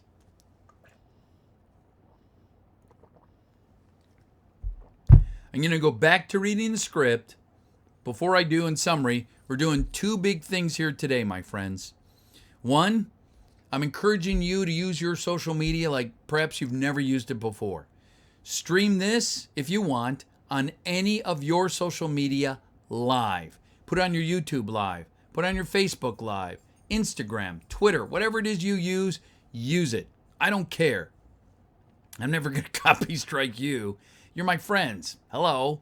So do that for social media to get the word out further. For some of you who can afford it and can throw 5, 10, 20, 25 bucks, promote it so it goes out even further. We want to get to people who have not subscribed or heard of or are familiar with all of this going on. So that's first and foremost. That's primary. Secondary, we're going to do our friend a little pay you forward. We're going to do Felix a little favor. He's been copy striked so many times it's really not funny. And to help him out, I'm encouraging you to open up 10, 25, 50 more windows. I want you to go to his channel. I want you to just start looping his videos over and over. Let him play all night. What do you care? It doesn't cost you anything. It doesn't cost any of us anything. How easy is that? Here's what's going to happen. By doing it, those ads are going to generate some money. If we all do it together, he's going to wake up tomorrow, look at everything and go, oh my gosh, I made a couple of bucks. Hey, you know what, Felix? That's our way of saying thank you. Thank you. Thank you for what you do. Thank you for getting up every day and working as hard as you do. That's you and I just kind of giving him a tip in a very real way that says thank you. And it helps him to kind of rank and all that other stuff. Plays with the algorithm. I know this is all good and legal because some people have done it for me, and I'm like, hello, let's do it for Felix. All right, that said, I'm going to get back to reading. We'll continue to do these section breaks as they come up in the script.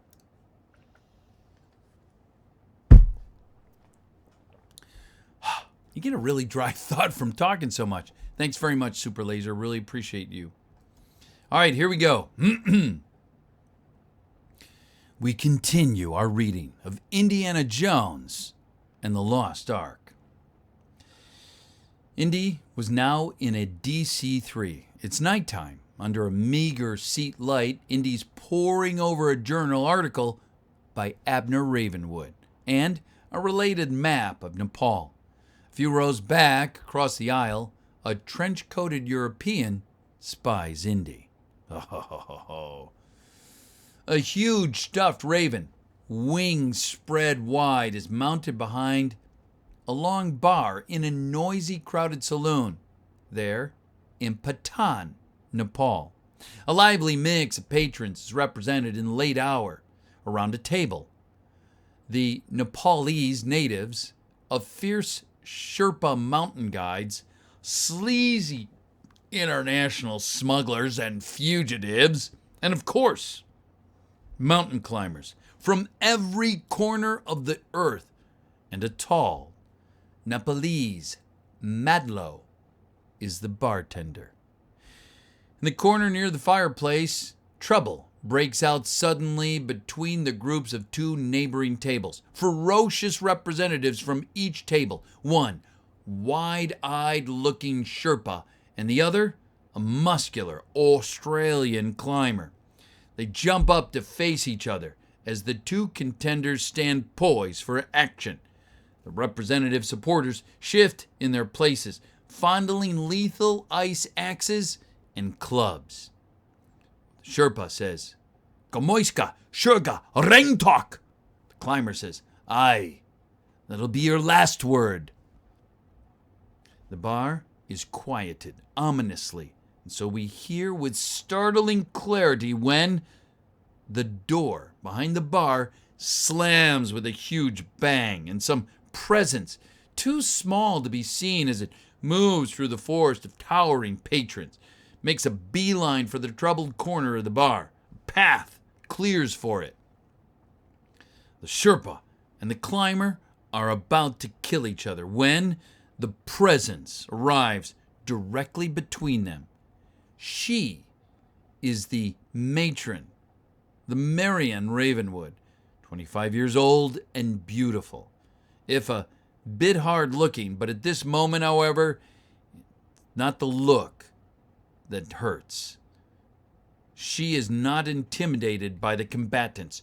She jabs accusatory fingers into their chest. She is angry as she can be. The patrons shrink under her gaze. Marian goes on to say, That does it. I've been patient with you no-goods long enough. I'm not open at 2 a.m. for myself. It's all for you. Now how do you repay me? Trouble, noise, and blood on my floor. I won't have it. Everybody, out, out.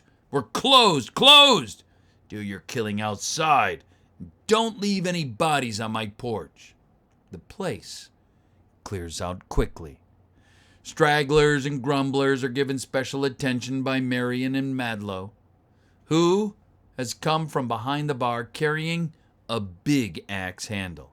Madlow herds the crowd out the front door as Marion turns and walks behind the bar, a scowl on her face as she's begun clearing the bar of glasses when she notices one remaining patron huddled over a glass at the far end of the bar, grimacing in exasperation.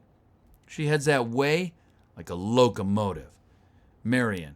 Hey, you! Are you deaf? I said out of my place. I didn't mean next Easter. I mean now. She's almost on him when Indy looks up, smiling. Marion stops, stares, shocked. Indy. Hello, Marion. She hits him with a solid right to the jaw, knocking him off the bar stool and onto the floor, rubs his jaw and smiles up at her. Nice to see you too, Marion. Get up and get out. Indy, take it easy. I'm looking for your father, Marion. Well, you should have looked, 'cause you're 2 years too late. Indy's attitude changes instantly. This is sad news. He's silent for a long time. Madlow comes in the front door and hurries forward when he sees Indy with Marion. Looks to her for guidance, and she stays him with a gesture. Marion. Go home, Madlow. I'll see you tomorrow. Madlow is hesitant, but lays the axe handle on the bar. Goes out. Indy has been barely aware of him, and now he settles again on the bar stool. Marion has a vindictive look. She'll let him stay, but she wants to inflict as much pain as possible. Indy says, What happened, Marion? An avalanche up there. He was digging. What else? He spent his whole life digging, dragging me all over this rotten earth. And for what? Did you find him? No. He's buried where he was working, probably preserved, well, for eternity up there, in the snow. Suddenly, the hardness cracks. She's on the verge of tears and doesn't want him to see that. She turns away and takes a whiskey bottle from the shelf, turns back to pour herself a drink. Indy says, well, not a bad way to go. Doing what he loved. Marion. Don't give me that stuff. What do you know? She takes a drink. I'm the one that was left in a bad way. He didn't have a penny. Guess how I lived, Mr. Jones. I worked here, and I wasn't the bartender. Takes another swallow. Finally, the guy that owned the joint went crazy, snow crazy. They took him away screaming. They dragged him out. He said the place was all mine for life. She looked around the saloon.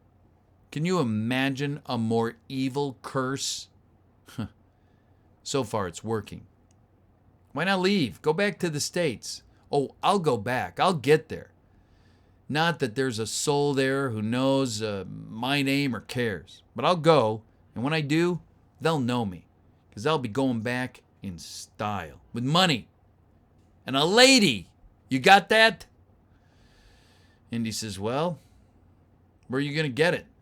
If I knew that, you think I'd still be here running this dive? Indy looks at her, thinking. Under his gaze, she blushes. For reasons only she understands. She looks into her glass, and for a moment, she softens. She says, I'll tell you something, Indy. I learned to hate you in the last 10 years, but somehow, no matter how much I hated you, I always knew that someday you'd come through that door. I never doubted it. Something made it inevitable. Why are you here, now, tonight? It takes Indy a long time to answer. I need one of the pieces your father collected. Marion's eyes go icy. She swings at him again with her right, but this time he catches her wrist, and he stops her left, which she brought up to slap him. You son of a bitch, she says. You know what you did to me, to my life? This is This is all your handiwork. I never meant to hurt you. I was a child. You knew what you were doing, Marion. I was in love. I guess that depends on your definition. It was wrong, and you knew it. Indy releases her arms. Look, I did what I did. I don't expect you to be happy about it, and I'm not proud of it. But maybe we can do each other some good now. Why start now? Shut up and listen for a second. I want that piece your father had. I've got money. Now that stops her. How much? Enough to get you back to the States. Where are his things? Gone. I sold them all. It was all junk. The junk he wasted his life on. Everything? Marion nods. That's too bad. Indy feels tired, defeated, and Marion is pleased. Oh, you look disappointed. I like that. How does that feel? Indy has to smile at her glee. Nods at his empty glass. So, what are you drinking? Seltzer. Refilling his glass. Real man's drink. Me, I like scotch. I like bourbon. I like vodka. And gin. I'm not much for brandy. I'm off that. She pours herself another as Indy watches, amused. So, you're a tough broad now, aren't you? It's no act, pal. This ain't Hoboken. I can only say, I'm sorry so many times, Marion. Marion looks at him thoughtfully, takes a drink. You really have money? You don't look rich.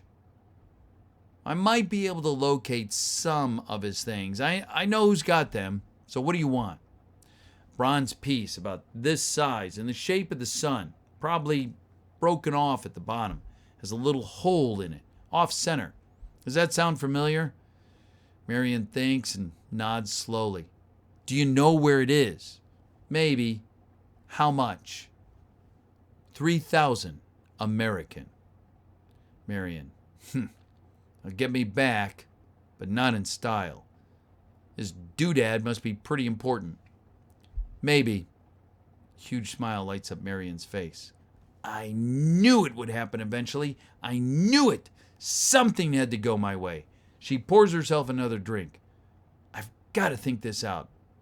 I'm used to bargaining with yaks. Indy. Okay, 5,000. That's all I can give you now. And I can give you more when you land in the States. Your word? Huh? Indy nods. Just like you said you'd be back last time, that was your word too. I'm back, aren't I? Marion sneers and they smile together. Indy says, you can trust me. She smiles and says, come back tomorrow. Indy. Why? Because I said so.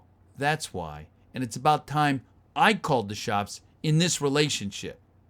Indy nods, gets up to go. Hey, Jones, wait a minute. Leave the 5,000 here. Indy hesitates. You want trust? Give me some. I want to smell your money. Indy thinks about it for a moment and then reaches inside his shirt and pulls out cash from his money belt. He lays $5,000 on the bar. I trust you, Marion. You're an idiot. I've heard that. Indy starts for the door. Marion takes another drink. She's getting high. Marion. Hold it. Come here. Bossy, aren't you? Marion. That's right. Give me a kiss, Jones. Indy looks into her eyes, then leans over the bar and kisses her deeply. When the kiss ends, their faces are very close. Marion is flushed. She liked it. She'd like more. She raised her glass between them to discipline herself. Get out of my place, Jones. Indy smiles and walks to the front door. Then, without looking back, he says, tomorrow. With that, he's gone. Marion stares after him, thinking, as she takes a drink. Then slowly her hand comes up to loose the scarf that is draped around her throat. It falls away, revealing her graceful neck above the dipping top of her blouse. Hanging there on a gold chain against her white skin is a sun-shaped gold medallion. The bottom looks as if it was broken off. Marion lifts the medallion so she can see it in her hand, then looks thoughtfully towards Indy. Out on the streets outside the Raven Bar, Indy sits thinking at the wheel of his old car and finally puts the car in gear and drives away. Across the street, the shadows in a doorway come to life. A dark form steps out to look at Indy's departing car. It's a European spy from the DC-3. Hurries off in an opposite direction. Then we see Marion standing before the fire. That's shrinking in the fireplace. She jabs at it abstractly with a poker, thinking. Suddenly, tears well up in her eyes. She lets the poker slip from her hand and wipes away the tears. She walks across the room to the end of the bar, still cluttered with bottles and glasses, stops at the pile of American money that Indy has left. She takes the chain from around her neck and lets the medallion slide off into her hand. She places it on the bar next to the pile of money, thinking, then, having reached a decision, she picks up the pile of bills, walks to the back of the bar, and pulls out a small wooden box from across the bar. She flips the top open and puts the cash inside and closes the top, leaves the box on the bar, and starts to walk toward the medallion. The front door of the saloon bursts open. With that, 4 bad men come in. Marion, halfway between the valuable possessions and not wishing to draw attention to either, so she stops where she is. The 4 bad men who advance are 1, an obvious leader, a short, vile, sadistic German wearing spectacles by the name of Belzig. The second, a trench-coated second Nazi. The third, a ratty-looking Nepalese. And the fourth, a mean Mongolian. The second a Nazi and the Mongolian. The fourth is a mean Mongolian. The Nazi and the Mongolian are both carrying submachine guns. The leader, Belzig. Good evening, Fräulein. Marion says, the bar's closed, Mac. He responds with, we are not thirsty. The Mongolian and the Nepalese poke around, checking to make sure there's no one else there. Down at the end of the bar, the medallion lies partially hidden by the surrounding glasses and bottles. The Nazi stops very near it, but turns his back to it to face Belzig and Marion. So Marion says, what do you want, Mac? Belzig says, the same thing your friends, Dr. Jones, wanted. Surely, he told you, there would be other interested parties. Marion shakes her head. He goes on. The man is inferious. I hope for your sake he has not acquired it. Marion says, why? Are you willing to offer more? Oh, almost certainly, Fräulein. Do you still have it? No, but I think I know where it is. Belzig's smile fades at this news. He's not a patient sort. Marion is chilled by the look. She turns and moves to the shelf of bottles behind her, reaching high for one, very near the large stuffed raven. Her hand lingers there for a moment, and we see, from an angle behind the stuffed raven, that the left wing spread hides a Beretta automatic pistol. Marion's hand is very near with it, but withdraws with only a whiskey bottle as the Mongolian walks toward her behind the bar. Marion opens the bottle before Belzig, who watches her intently. Hey, how about a drink for you and your men? The Nazi lights up at this suggestion. Belzig gives him a withering look. We will stick to the business at hand, Fräulein. Ah, fine. Why don't you just come back tomorrow when Jones is here and we'll have an auction? Belzig gives her a cold look and then turns and walks towards the fireplace. As soon as his back is turned, the Nazi grabs the nearest whiskey bottle and takes a quick pull. In so doing, he leaves the medallion completely exposed. Marion is aware of this as she looks at him, but quickly puts the bottle back down again, obscuring the medallion. Belzig speaks from the fireplace. I'm afraid that an auction is not possible. Your fire is dying here, Fräulein. Why don't you tell us where the piece is right now? Look, listen, Herr Mack. I don't know who you're used to dealing with, but no one tells me what to do in my place. Belzig, still looking into the fire, sneers, shakes his head. Americans, you are all alike. Fräulein Ravenwood, I'll show you what it is I'm used to.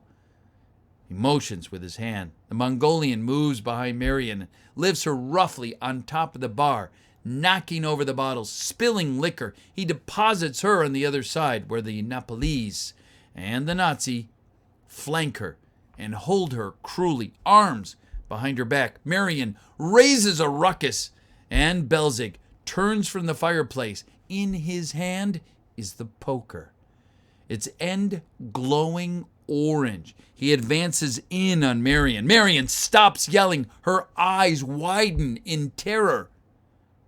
Wait, I can be reasonable. Belzig smiles. Oh, Fräulein, the time has passed. The glowing poker point moves inexorably across the room toward Marion's face. She cries out, "You don't need to do that. I'll tell you everything." Belzig smiles bigger. Yes, I know that you will. Belzig has no intention of stopping now. The glowing tip is approaching her face. The Nepalese watches with savage glee. The tip of the poker is inches away from Marion's nose when suddenly, through the air, a loud crack. The fall of Indy's bullwhip wraps around the middle of the poker and rips it from Belzig's hands. The poker sails across the room, free of the whip, and lands in the heavy curtains over by one window. The curtains immediately burst into flames. The four bad men look in surprise toward the front of the entrance. Indy is there poised, whip in his right hand and a .45 automatic pistol raised in his left. Hello. Now, everything begins to happen fast. The Mongolian had just come around the bar at the end of the opposite end of the medallion. He dives back to the couch behind the end of the bar. Raising his submachine gun, Belzig and the second German dive behind the tables near the bar. The Nepalese is slower to leave Marion. He draws a Luger. Indy's .45 barks out, and the Nepalese dies, spinning against the bar. Indy fires in the direction of the Mongolian. Marion swings up over the top of the bar. Belzig fires at her, but his bullets smash bottles behind the bar and thud into the Raven. Marion flattens out on the floor behind the bar. As bullets rain above her head, she reaches up, snatches the axe from the handle from where Madho had left it, and begins crawling down the length of the bar toward the Mongolian, who sticks his submachine gun out and fires blindly in Indy's direction.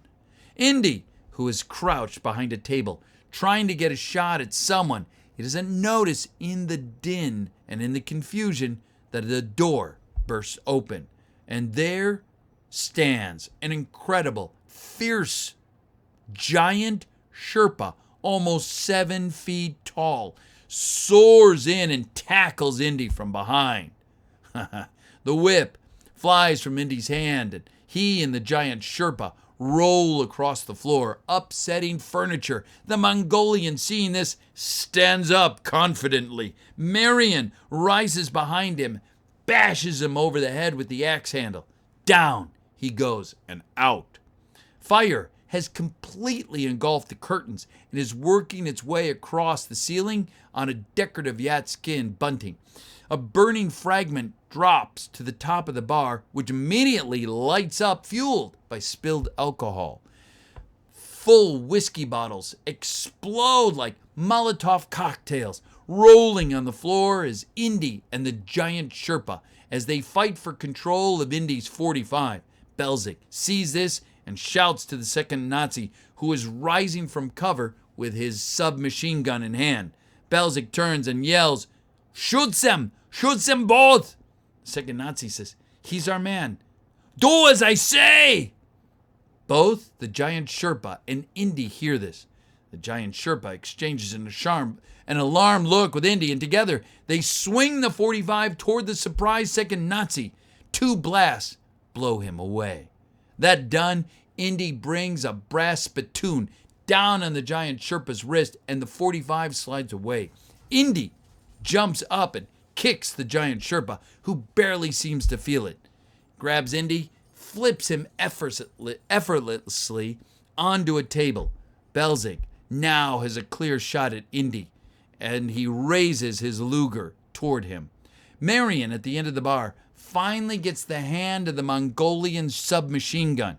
It roars to life in the general direction of the ceiling. Belzig runs for cover as Marion gets control of the gun and levels it. Belzig dives at the end of the bar opposite Marion. When he has set himself, he peeks up over the edge of the scorched bar. The alcohol fire has moved down the bar now. Much to Belzig's surprise, he finds himself staring at the fire-blackened, sun-shaped medallion. Eyes widened. He cannot believe his good fortune. Without hesitation, he picks up the medallion, palming it. Immediately, there is a sickening, searing sound as Belzig's expression changes from joy to pure agony. He screams in pain and tries to shake the red-hot medallion from his skin. Marion opens up, and the bar starts to splinter in front of Belzig. The medallion comes free from Belzig's hand, rolls across the floor. Belzig has had enough. In excruciating pain, he turns, sees a window, runs, and dives through the glass. An exhausted Indy uses his body to upend the giant Sherpa, who lands hard on his back. They are surrounded by flames. Outside the Raven, Belzig has his hand buried deep in the snow. Now he withdraws it, steaming, and begins to scurry off into the night like a wounded animal.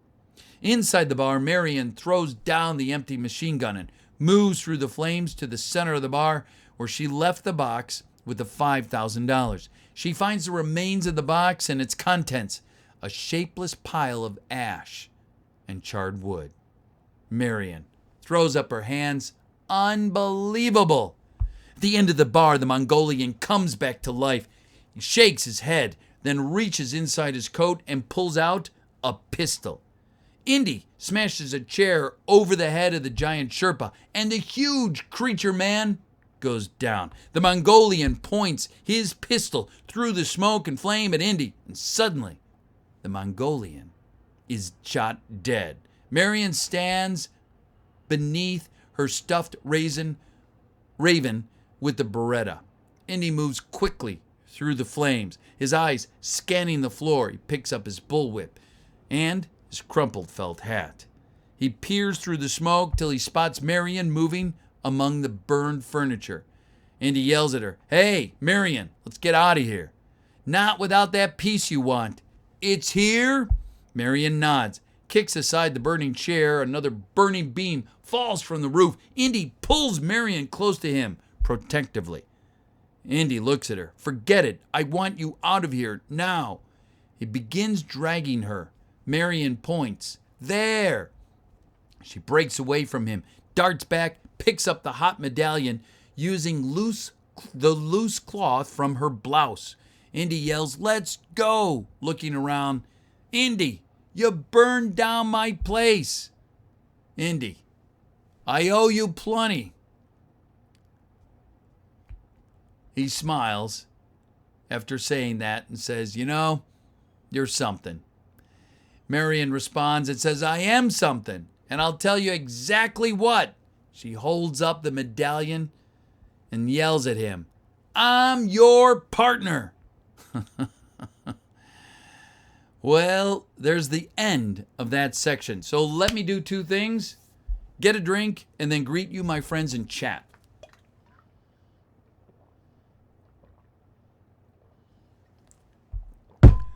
Whew. All right.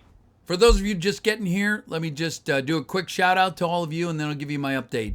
El Taurus, greetings back to you in Poland, my friend. Thanks for being here. Hello, and thanks to all of you and your warm wishes to those of you who have graciously donated. Thank you very much. You're not too late, Muka. I don't think you are. Tree Leaf, thank you very much. You're shaking. I'm shaking. We're all shaking. I'm glad you're here. It's 11. Well, here in the U.S., East Coast, it's 6:30. I can see the movie as you're saying it. Thank you very much. It's very kind of you to say. One of my favorite movies. Thank you very much, Hunter, for supporting him as well. Yeah, it's what I call my chug jug. Indiana Pete. Wouldn't that be great to be that guy? You're not even that far into the script. No, I got to tell you, it's a long script. Happy to notice you, Double A 125. Hip Hop, glad you're here. Hi, back at you. Pete, your hero, thank you very much. Snake, Sean, Forrest, Hopping, Daddy, Daniel, Simple, Romaine, JCCDS, Kadak, CM, Abel, Chuck, Quarange, La Sexy Fiche Horse. Loving back to you. What story is it? It's Raiders of the Lost Ark. Random guy, thank you very much. Love you back. No homo. Where are we at in the story? Just kind of in the beginning third, Matthew. Chase, thank you. Banana Man, thank you. I didn't know there was a book version of this. You're doing a very good narration. JW Tunes, thank you very much. I'm honored. I am. Moving on, a few more. Hey, hi. Doing great. How are you? Your vocal cords are okay. They are. I feel them getting thin, but they're okay. Favorite, thanks so much. Doggy. Gamer Boy, thank you. Wow, you guys are going quick on me. Hello from the East Coast. Back over to you. Midwest. Skyland, thank you very much. Hover. Hey, sup? Hyra, CS.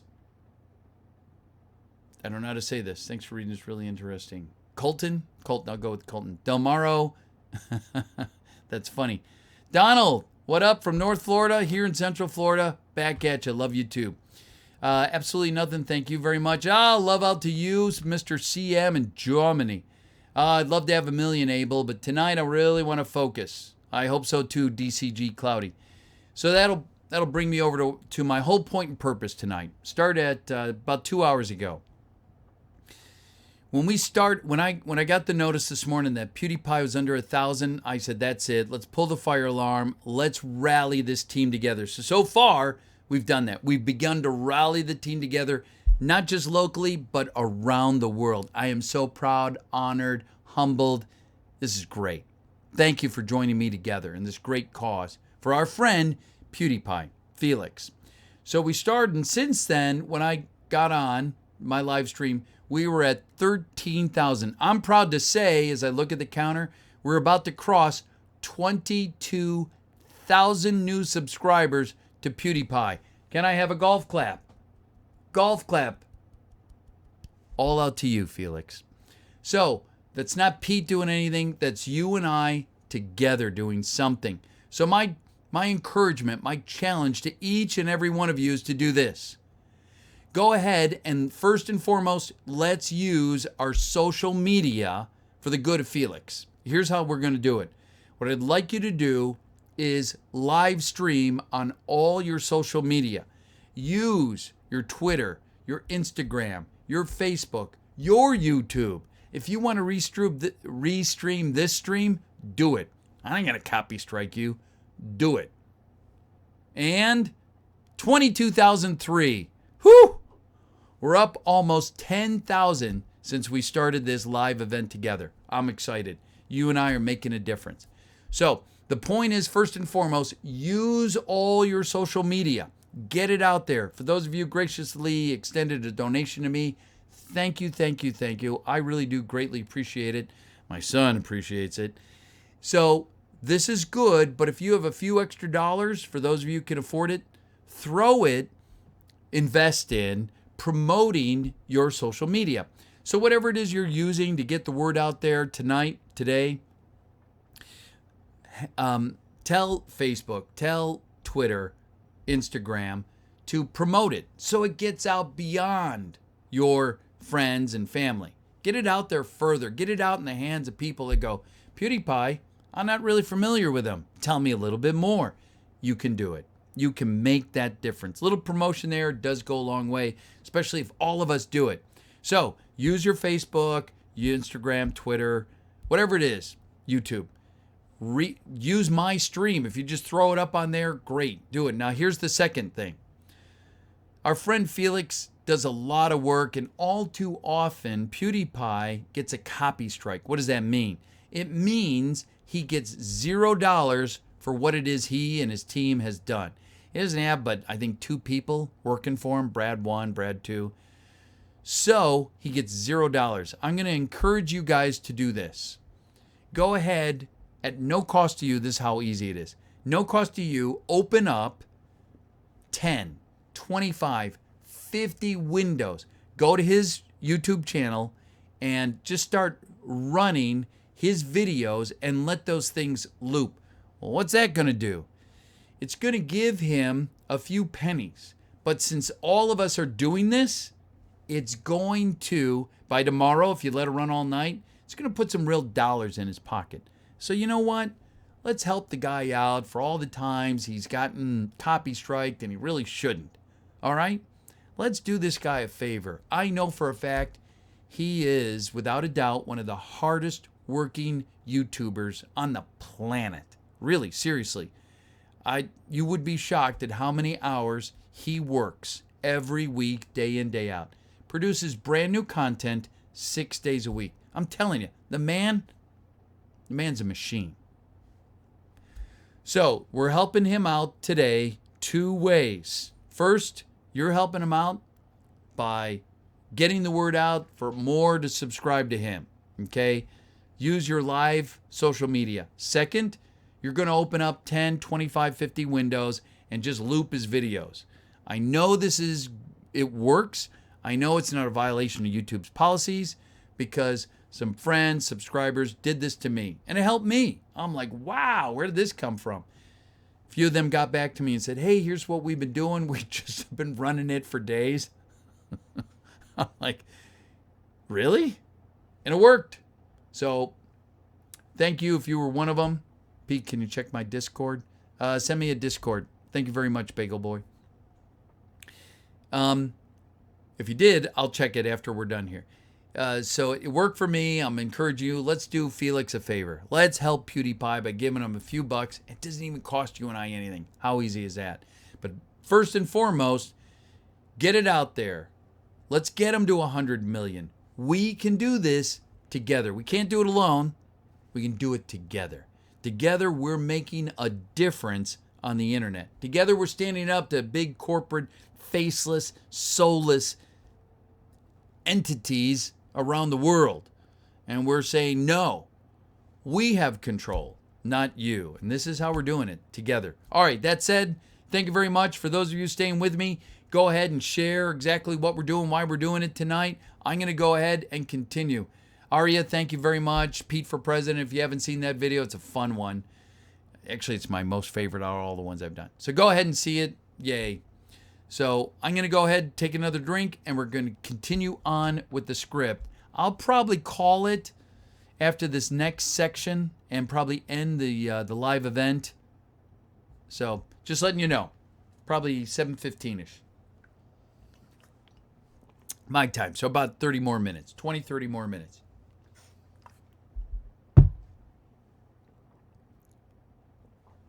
All right. Thank you all very much. Thanks for those of you who are kind of like moderating, helping out in the chat. Really appreciate it. Back to Raiders of the Lost Ark. I wish I could play the music, but we know what would happen. Copy strike. All right, here we go. Cairo. First, we see the sprawl, the soaring minuets, the ancient skyline. Then, we're closer, in a narrow, exotic street teeming with life. Fierce-looking men in tattered clothing, black-gowned women with veiled, ragged faces, barefoot children, all running around amidst chaos. Now, in one particular dining room, in Selah's house, which is located in Old Cairo, Indy and Marian have been welcomed like a family into the crowded home of Selah, his wife, Feya, and their nine children. Feya, a huge, imposing woman, appears, and at first glance, she looks like to be the power in the home. Selah, small, cheerful, energetic fellow in his 40s, defers to his wife in all matters of little importance. Suddenly, the general liveliness at the children's table escalates into pandemonium, attracting the attention of the adults. The mother turns and says, "Silence!" Suddenly, there is silence. "Why did you forget yourselves?" The gaggle of grinning offsprings begin to reveal in their midst a monkey. It's munching some flat Arab bread. Feya says, "What is this? Who brought this animal in?" All the children chatter and their innocence at once. The monkey chatters too. It's an entertainer. The monkey jumps from the children's table to the adults and struts slowly up to Marian, who thinks it's the cutest thing she's ever seen. When it reaches her, it takes off its turban and does a deep bow, a grand bow to her. And, well, she's delighted, takes the monkey into her arms, and the monkey kisses her cheek. The children laugh. Marian says, "Well, thank you. I like you too." Feya says, "Well, then it shall be welcome in our home." Marian, "Oh no, you don't have to have it around if you don't want it." Selah cheerfully, "All of Allah's creatures are welcome. You please us by letting us please you." Outside in the courtyard of Selah's house, Indy and Selah sit in a small protected courtyard. Selah holds two sections of the headpiece, the medallion and the base, and has for the first time fitted them together. They fit perfectly and complete the headpiece. He peruses the markings on the headpiece quizzically. Indy is cleaning and loading the .45 automatic. Indy goes on to say, "I know the Germans would hire you, Selah. They couldn't have an excavation in the desert without the best digger in Egypt." Selah, "All Arabs look alike to them, Indy." "Tell me about the map room at Tanis." We found it 3 days ago. I broke through myself. Those Nazis are moving awfully fast, aren't they?" Selah, "The Frenchman is helping them." Indy reacts, "Belloc. So he got away from the Indians. This is going to be more interesting than I thought." Selah, I'm afraid that this has put the Germans close to finding the Well of Souls." Indy indicates the headpiece. "Even Belloc won't be able to find it without this." "Can you make anything of those markings? They're nothing I'm familiar with." Shakes his head, "No. No, but I know someone who might. You can go see him tomorrow," with a worried expression. "But Indy, something bothers me." "What is it, my friend?" Selah finds it hard to say, and when he finally speaks, his words are accompanied by a strange, eerie, foreboding rush of wind through the courtyard. Just a coincidence? Maybe. "Selah, it is the Ark. If it is there, at Tanis, It is not something man was meant to disturb. Death has always surrounded it. It is not of this earth. The wind dies down. Indy shakes off a chill and stares thoughtfully at his friend. Outside the heavily trafficked Cairo street, Indy and Marion are briskly walking along one of Cairo's busy bazaar streets. Vendors with fine cloth and pottery and baskets and jewelry line the street. Marion has the monkey from Salah's house on her shoulder. Indy: Marion, do we really need that monkey? Indy, I'm surprised at you, talking that way about our baby. He's got your looks, you know. Indy: yeah, and your brains. As Indy and Marion turn the corner, the monkey seems to notice something and immediately jumps from Marion's shoulder and hurries off at a frantic pace down the street. Marion looks disappointed. Hey, where are you going? Indy: dragging Mary along. He'll be okay. Come on. Outside, in another Cairo street, the monkey seen rushing up round the corner jumps into the waiting arms of the monkey man, who appeared to be like a beggar with a dirty turban and a eye patch. The monkey man immediately hurries down the street and passes into a building.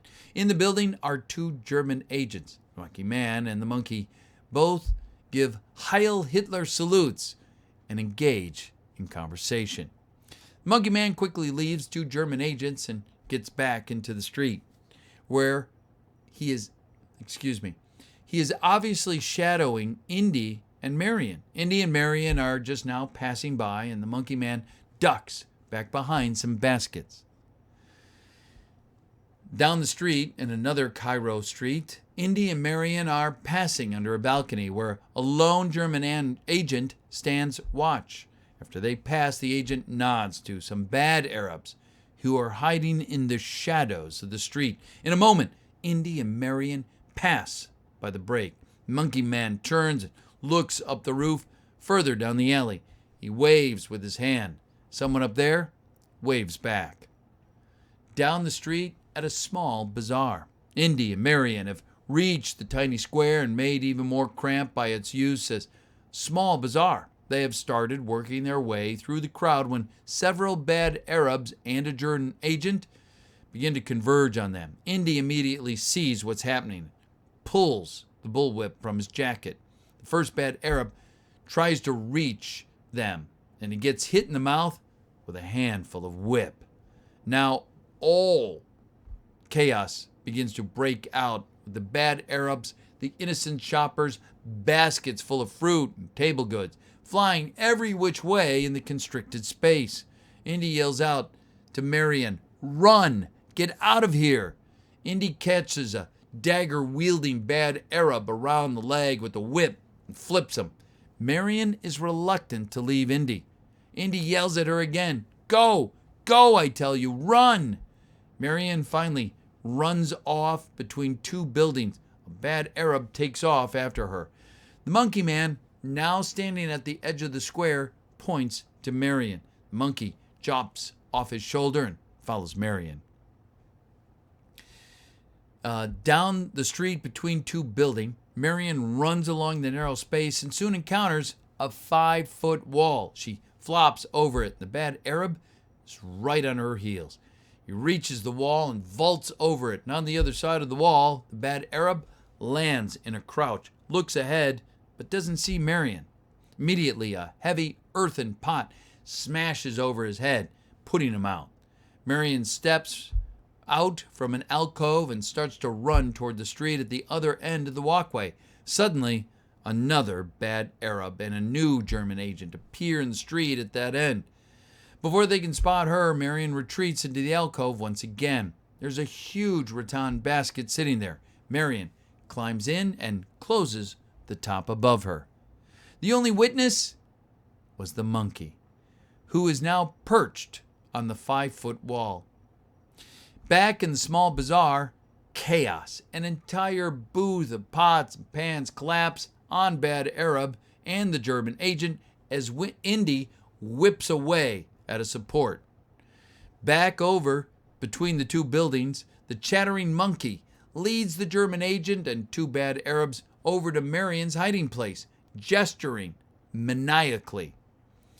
Back at the bazaar, Indy ducks under the swinging blade of a huge Arabian sword, kicks the bad Arabian swordsman in the groin. Back out on the side street, the German agent leads the way as the two bad Arabs carry a huge basket above their head. The basket top has been fastened closed, but Marion is making quite the fuss inside. As the place where the street cuts across the far side of the bazaar, Marion is able to wedge the top open 1 inch and screams, "Indy! Indy!" Back at the small bazaar, Indy has heard her. He looks across the square as the basket and its escorts disappear in a building beyond. One last Arab rises before him. Indy's whip flashes and the bad Arab's robe falls down to his ankles. Indy frantically pushes his way through the panicked mass of humanity in the direction of where the basket has gone. Outside in the foot chase, the bad guys move the basket as fast as they can through the streets, alleys, and passageways, thick with people. Indy always seems to get around the corner just in time to catch a glimpse of the basket before it disappears around a new corner. Indy must fight a flow of humanity as powerful as an ocean riptide. Finally, at the head of one particular crowded alleyway, Indy leaps up onto the wall for a clearer view. Whatever he sees gives him an idea, and he cuts between two buildings rather than following the basket. There is a deserted alleyway. The two bad Arabs come running around the alley with the basket between them. And suddenly, Indy's whip flashes out, sending both the Arabs and the basket tumbling. Indy steps into view. With his .45 trained on the sprawled Arabs, he looks into the basket. The tops come off and the contents have clattered onto the cobblestone, and inside is no Marion, but a load of contraband, pistols, rifles, and ammo. Indy is advancing on the trembling bad Arabs with an ugly look when suddenly he hears Marion screaming around the corner. He runs to the deserted square. Indy rounds the corner and is immediately driven back by machine gun fire. Taking cover, he gets quick and intermittent glimpses of the scene. At the far end of the large deserted square is a canvas-covered trunk. Two bad Arabs are hurrying toward it with a large rattan basket between them. Marion screaming inside. A German agent is covering the retreat with a machine gun from the cab of the truck. Indy runs to see the rattan basket being heaved into the back of the truck. There at the back of the truck, what Indy cannot see is that the basket lands among an ominous load of German munitions, dynamite, and firearms. The truck immediately peels out. The German agent has stopped firing and ordered to drive. He floors it, aiming for a street at the corner of the square. Indy uses the lull to take careful aim at the German agent's profile and fires off 3 careful shots. The German agent is hit, blasted dead against the steering wheel. The speeding truck swerves and hits a wall, rolls over, and explodes in an enormous multi-leveled eruption as its contents ignite. Several surrounding buildings are leveled. Indy, blown back across the square, looks on, astonished and horror-stricken. Indy simply looks, dazed, and says, "Marion." There, in an Arab bar that night, a dark, smoke-filled den of iniquity, the patrons, almost all fearsome Arabs, sit in a small, shadowy group around the room. Indy stands at the bar, finishing off a fifth of bourbon. He's drunk. The Arab bartender places a new bottle of expensive bourbon in front of him. Indy eyes it rather oddly. The Arab bartender says, "The gentleman in the corner." He'd like you to join him. Indy doesn't even look, just simply says, "Too bad. I'm drinking alone."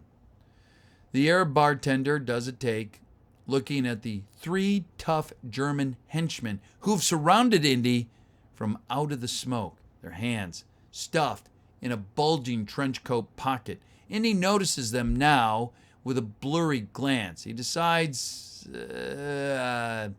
he's in no shape to kill or be killed, moves with them across the room, taking his bottle with him.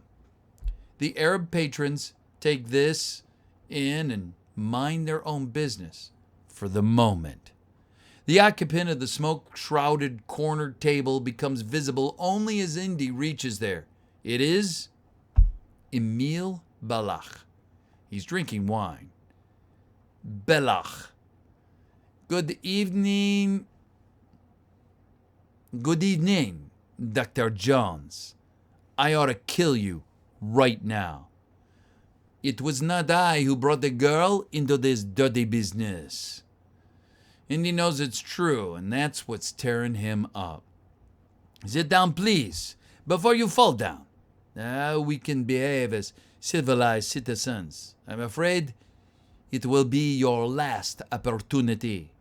Indy sits, glancing at the German henchmen who settle nearby, just out of earshot. Not a very private place for a murder, Belach, looking around. These Arabs, they'll not interfere in the white man's business. They do not care if we kill each other off. Takes a sip of wine. Terribly difficult finding decent vintage here. You were quite vigorous in Shanghai. Unfortunately, our friend, the wild boar, has taken the precaution of making several copies of the piece. Indy registers this as he takes a drink. Belach watches him with disdained amusement. How odd it is that it should end this way for us after so many stimulating encounters. I almost regret it. Where shall I find a new adversary so close to my own level? Try the local sewer, Belach. I know you despise me. We always hate each other on, well, that which we most fear in ourselves. And you and I, we are very much alike, Dr. Jones. Oh, now you're getting nasty, Belach. We've always done the same kind of work. Our methods have not differed as much as you pretend. I am a shadowy reflection of you. But it would have taken only a nudge to make you the same as me, to push you out of the light. There's a certain amount of truth to this, and the recognition of it flickers across Indy's blurry eyes. Belach sees it's there. You know it to be true. How nice. And how ironic of the timing. Belach leans forward, eyes shining, voice suddenly different. Do you realize what the Ark is? Very intense. It is a transmitter, a radio for talking to God. And now it is within my grasp. What about your boss, Das Führer? I thought he was waiting to take the possession. Belach glances in the gloom at the German henchman. When the time is right, when I am finished with it. Well, I hope your friends are patient. It's dangerous work, Belach. Yes, very. You may consider yourself fortunate that your involvement concludes here tonight, Dr. Jones. Tell me, how did you get away with the idol? Belach. I was lucky to get away with my life. The Javitos proved quite narrow-minded about the whole matter. Indy takes a drink and smiles. You know, if it's God you want to talk to, I can arrange it. Belach smiles. You have not changed, my friend. But, please, Do not reach for your weapon until you are ready to die. The front door of the bar slams open, and all 9 of Sela's children scamper in over to a surprised Indy. The 2 of the smallest ones hop onto his lap. The littlest one, Uncle Indy, we've been looking for you everywhere. Little daughter, come home now, Uncle. Please, you must hurry. Suddenly, the Arab patrons of the bar take an intense interest in the situation, shifting their weapons. Indy, yes, I'll come now. Indy stands up. The German henchmen are poised. Belloq's eyes are on the Arab patrons and signals for the henchmen to relax. All right, next time, Indiana Jones, it will take more than children to save you. The children usher Indy out. There, in Sela's truck, in the front of the Arab bar, Indy climbs into the cab of Sela's truck and smiling with Sela as the children pile into the back. I thought we would find you here, indicating with the kids. Better than the United States Marines, eh? Thank you. But Marion's dead. Yes, I know. I am sorry. More reason than ever to beat the bastards. He touches Indy. Life goes on. There is proof. Indy looks in the back and nods. It is his wife. And they turn to Indy and they say, I've much to tell you, Indy. All right, now we have another new section. So I will pause here and go ahead and chat with chat, especially if you, friends, have just joined this epic reading of Raiders of the Lost Ark. So a few shout outs. Hey, French accent. Well, I never said I can speak French, but sacré bleu. Que sera? Are you a Soviet citizen? No. Best thing I've seen in a while. Well, thank you very much. Now, this is epic. Thank you. God bless you too, Ian Peters. Motorized, thank you. Epic, thank you. Why did... Philip, you're an amazing reader. Thank you very much. Appreciate it. VoiceoverPete fan. Hello, back to you. Rick, bro, back to you. Spoiler alert. That's pretty funny. It's just a chicken. Ripped Adam, Jacob, Connor, CS, Big Oof. Toaster, Fanatic, love you too, no homo. Hey, hi. This is going to take you days. I know at this rate it really will. So funny. Alex, thank you very much. Thank you. About time you got here, Mr. TTV. Toter, thank you. Hello. So far it's going great, Evers. Thank you for asking. I counted 1,600 Bob Ross to chat till I got timed up. That's funny. Hi, you're so good. Thank you very much. Chemicals, Godly You Think. Thank you. Joshua, Joel, Soldier, King Mercs, Meme Lord, Fun is Infinite. That's funny. Robbie C, Raiders of... Yep. Okay. Hey, welcome, Mr. Squishy Joshy. So, for those just joining, what I wanted to do today is I got up and I looked at the sub count. I saw that Pewds was under 1,000. I was like, you know what? Why is this every weekend? I don't get it. We've got to do something again today. So I wanted to reach out to you, my friends, which I know you're friends of PewDiePie, of Felix. So let's join together and kind of picture, if you will, this great stadium of which we're all a part of. We're all connected all across the world. I continue to read through here, and CM says, greetings from Germany. We are connected all around the world. Today, we're kind of poising up on a pedestal, PewDiePie. We're giving him some extra credit by saying, let's stop, pause, and subscribe to PewDiePie. And in so doing, here's what we're doing. 2 things easy to do for Felix, PewDiePie. What we're doing is we're getting on our social media. And we're just getting the word out to all of our friends and our friends of friends and their friends of friends to subscribe to PewDiePie. So here's how you're doing it. Get on your YouTube Live, your Facebook Live, your Instagram Live, your Twitter Live, whatever it is, social media you use, get on there. Restream this stream. I don't care. I'm not going to copy strike you. Hello. So let's get the word out there. For those of you who got a few extra bucks, great. God bless you. Throw it in to your social media to help promote it even further. You'll get about a 30% bump on your reach. If you can do it, great. If you can't, that's fine too. So we're getting it out there through all of our social media. That's first and foremost. The other thing we're doing is we're putting a few dollars in PewDiePie's pocket. How are we doing that? It's so simple. It's so brilliant. And here's how you're doing it. You're going to open up, if you haven't already, 10 windows, 25, 50 windows to PewDiePie's channel.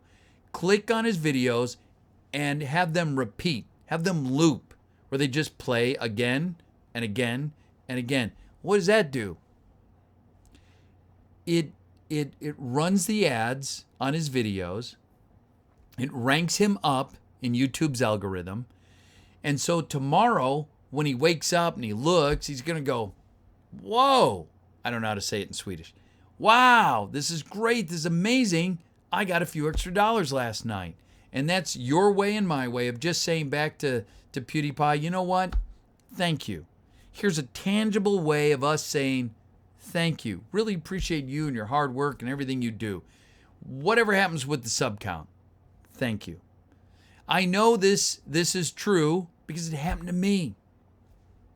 Some friends of mine, some subscribers came to my channel and they went ahead and started running a bunch of tabs. And all of a sudden I came in the next day. I was like, wait a minute. How did that happen? A couple of them came forward and said, here's what we've been doing. We just have been looping your videos nonstop. I was like, that's amazing. I had no idea. So I'm passing it on. This is our way of just saying, Felix, you gave to us. Now we're giving back to you. Man. So 2 things tonight. We're getting the word out through all of our live social media. You can restream this, no big deal. Second, you're opening up a bunch of windows and you're just repeating all of his videos. It's as if you're binge watching. And he has thousands of videos. So it really doesn't matter what you pick. It really doesn't. Hang on.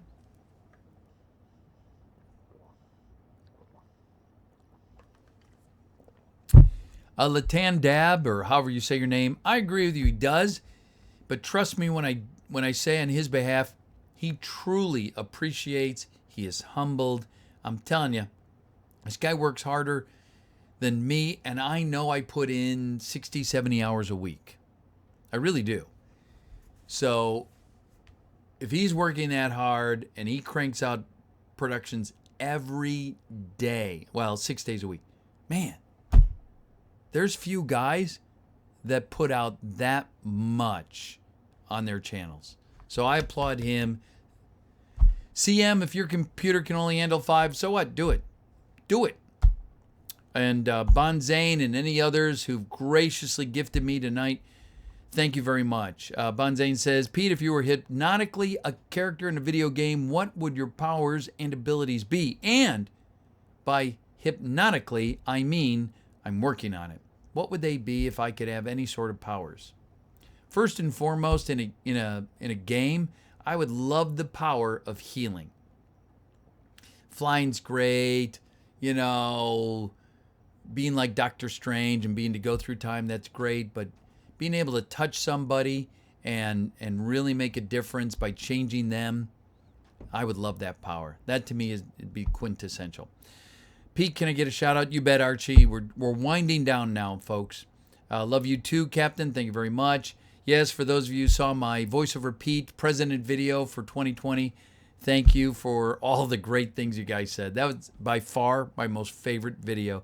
Over 200 people came out that day just to be a part of it. Sorry I can't watch 188 here. Subbed a few times, but also thank you very much for over and over again, Pete. You bet.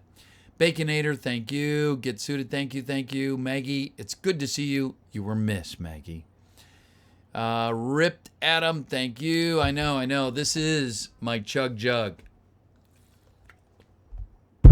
If anybody knows where to buy those, I want to buy like at least 100 so I can go ahead and have Chug Jug printed on them. Can you be moderator, VoiceoverPete fan? Go to my Discord, which is Discord VoiceoverPete. Look for a guy named Arby Andy, Arby Andy. He can help you out. Pete can get a shout out. Basil Terry, yes. So, first stream I've ever sat through the whole thing. Miro, thank you very much. I'm going to end. I've been on almost 3 hours, and I really can feel it in my voice getting kind of dry now and hoarse. So I'm going to end it here. I have a full day again tomorrow. And I'm going to end it here, but I will continue another time in this same spot, and we'll have some more fun that day. Hopefully, it won't be for PewDiePie, okay? It'll be for, I want to get a charity lined up and do it for my charity. Yashi, thank you very much. I really appreciate it. Thank you, thank you. Are you actually running for T-Series meme review? Shout out, please. Trickstar, of course.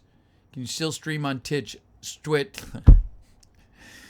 Twitch. Yes, I stream 3 times a week. Monday, Wednesday, Friday, 9 p.m. Eastern, all the way to midnight. For those of you who are international friends, that's GMT -5. I told my dad to vote for 2020. He said, who's that? Oh, that's funny. What a great stream. Thank you very much. Dude Draws. Thank you, thank you. Appreciate it. Thank you, everybody, for your warm wishes. Everything. Can you say subscribe to Kyle Katarn on iFunny? Thank you, Joel. Thank you, everybody. Go to bed if it's super late there. Thank you, thank you. And thank you, everybody, for doing this. I'm going to go ahead and repost this tomorrow so you can watch it again in its entirety tomorrow. Or at least let your computer watch it. So, may I say thank you, friends, fans, family members. I'm going to close with the 2 things I want you to focus on as I leave. Your social media live. Add this stream to your Facebook, your Instagram, your Twitter, your YouTube channel. Do it. Get the word out there. Get it out there even further by promoting it. It extends when you promote about 30% more. So that's first and foremost what we're trying to do. When we started today, together, you and I, about 3 hours ago, we were at about 13,000 ahead. Now, as we leave, we're 11,000 up from there. We're at 24,000. You guys, I didn't do it. We did it together. Thank you, thank you. On behalf of Felix, PewDiePie, thank you. So first and foremost, that's what we're doing. For those of you who can, just take a few minutes, open up 5, 10, 25, 50 windows, go to PewDiePie's channel, and just start running those videos by looping them. Repeat.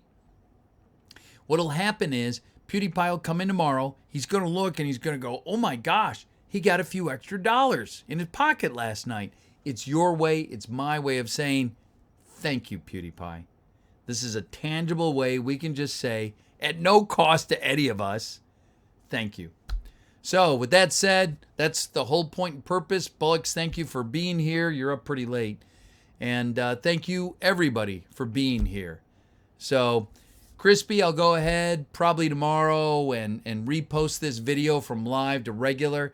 And if you want, you can go, guys, you can go through it tomorrow or just let your computer. So thanks, everybody. Loved it. You guys are amazing. I can't wait to crank out our next video production, our great lives. Really appreciate every one of you. Join my Discord, join my Twitter, join my Instagram, Patreon. Go to my website, voiceoverpete.com. I think that's everything. All right. Thank you, everybody. Be epic, and I look forward to seeing you all again.